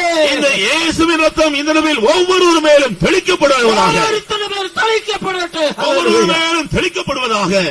നരകത്തിന്റെ പാതയിലേക്കാണ് നീ യാത്ര ചെയ്യുന്നെങ്കിൽ, நீங்கள் நரகத்தின் பாதையிலே பிரயாணம் செய்வீர்கள் ഇന്ന് என்றால், രാത്രിയിൽ ഒരു വഴിത്തിരിവിൻ ദിനമായി തീരട്ടെ.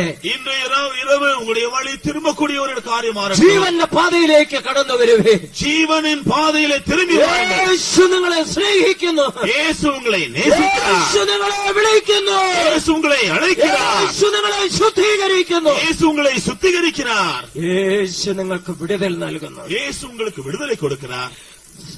ദൈവപുത്രൻ നിങ്ങളെ സ്വതന്ത്രരാക്കിയാൽ നിങ്ങൾ സാക്ഷാൽ സ്വതന്ത്രർ. குமாரன் உங்களை விடுதலையாக்கினால் மெய்யாகவே நீங்கள் விடுதலையாவீர்கள். ഇന്ന് രാത്രിയിൽ നിങ്ങളുടെ വിടുതലിന്റെ രാത്രിയായി തീരട്ടെ. இந்த இரவு உங்களுடைய விடுதலையின் இரவாக இருக்கட்டும். ഒരുപക്ഷെ ഇതുവരെയും കണ്ണുകൾ അന്ധമായി, സാത്താൻ കണ്ണുകൾ അന്ധമാക്കി നരകത്തിന്റെ പാതയിലേക്ക് നിങ്ങളെ കൊണ്ടുപോയിരുന്നേ. ஒருவேளை இதுவரையிலும் பிசாசு உங்களுடைய கண்களை குருடாக்கி நரகத்தின் பாதை உங்களை கொண்டு போயிருந்திருக்கலாம். എന്നാൽ ഇന്ന് രാത്രിയിൽ കണ്ണുകൾ തുറക്കപ്പെടട്ടെ. എന്നാലും இன்று இரவிலே உங்களுடைய கண்கள் திறக்கப்படுவதாக. ദൈവരാജ്യത്തെ ലക്ഷ്യമാക്കി യാത്ര ചെയ്യുവാൻ தேவனுடைய ராஜ்யத்தை உங்களுடைய இலட்சியமாக வைத்து நீங்கள் பிரயாணம் செய்யும்படியாக ദൈവ സാന്നിധ്യം നമ്മുടെ നടുവിലുണ്ട്. தேவ சமூகம் நம்முடைய மத்தியில் உண்டு. യേശുവിൻ രക്തത്താൽ ശുദ്ധീകരിക്കപ്പെടും. இயேசுவின் ரத்தத்தினால் சுத்திகரிக்கப்படுவோமாக. ഉപേക്ഷിക്കേണ്ടതിനെ ഉപേക്ഷിക്കാം.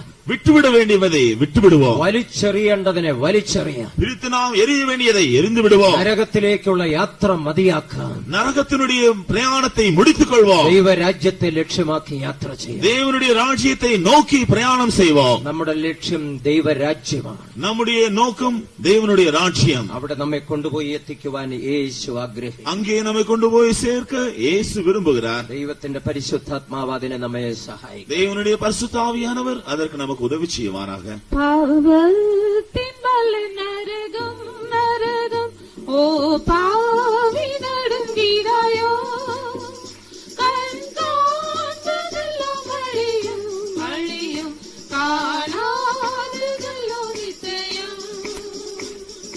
യേശുരാജൻ വരുമോ இன்னும் கொஞ்சம் நேரம் தான் மோட்சலோகம் சேர்ந்திடுவோம் அல்லேலூயா യേശുരാജൻ വരുമോ இன்னும் கொஞ்சம் நேரம் தான் மோட்சலோகம் சேர்ந்திடுவோம்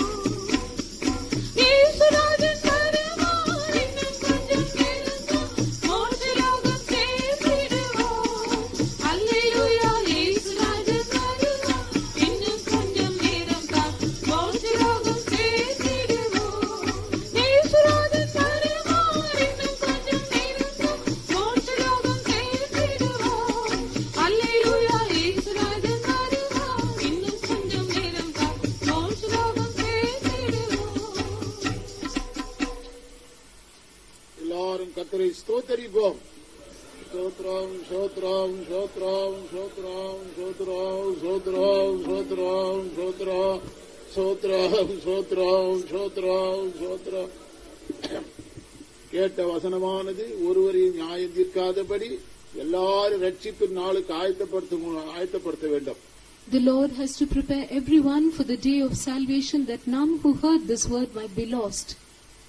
தேவனுடைய வசனத்தை கேட்ட எல்லாரும் மனம் திரும்ப வேண்டும். All those who have listened to God's word must repent. பாவத்திலிருந்து விடுதலை பெற்றுக் கொள்ள வேண்டும். They should be delivered from their sins. பாவத்திலிருந்து விடுதலை பெற்றுக் கொள்ள வேண்டும். They have to be delivered from their sins. தீராத வியாதிகளிலிருந்து விடுதலை பெற்றுக் கொள்ள வேண்டும். They should be set free from incurable diseases. இந்த மாலை நேரத்தில் இயேசு விடுதலையின் தெய்வமாய் நம்மிடத்தில் வந்திருக்கிறார். This evening Jesus has come into our midst as a God of deliverance. விடுதலை பெற்றுக் கொள்ற எல்லாரும் உங்களை ஒப்பு கொடுங்க. All those who desire deliverance, surrender yourselves. கர்த்தாவே, நான் பாவி. Lord, I am a sinner. என்னுடைய பாவங்களை மன்னியும். Forgive my sins. என்னுடைய பாவத்திலிருந்து விடுதலை தாரும். Deliver me from my sins. உம்முடைய இரத்தத்தினால் என்னை கழுவும். Wash me with thy blood. உம்முடைய இரத்தத்தினால் என்னை சுத்திகரியும். Cleanse me with your உம்முடைய blood. ராஜ்யத்தில் என்னை சேர்த்துக் கொள்ளும். Take me into thy kingdom. உலகத்தில் உள்ளவர்களில் அன்பு கூறாதிருங்கள். Do not love the world and the things of this world. ஒருவன் உலகத்தில் அன்பு கொண்டால் அவனிடத்தில் பிதாவின் அன்பில்லை. If any man love this world, the love of the Father is not in him. அன்பினால் நிரப்பும்படி அவங்களை ஒப்பு கொடுங்க. All yield yourselves to be filled. அன்பினால் நம்ம நிறைக்கும்படி வந்திருக்கிறார். He has come to fill us with his love. தாழ்த்துவோமாக. Let's all humble ourselves. அன்பினால் நிரப்பும்படி நம்மளை ஒப்பு கொடுப்போம்.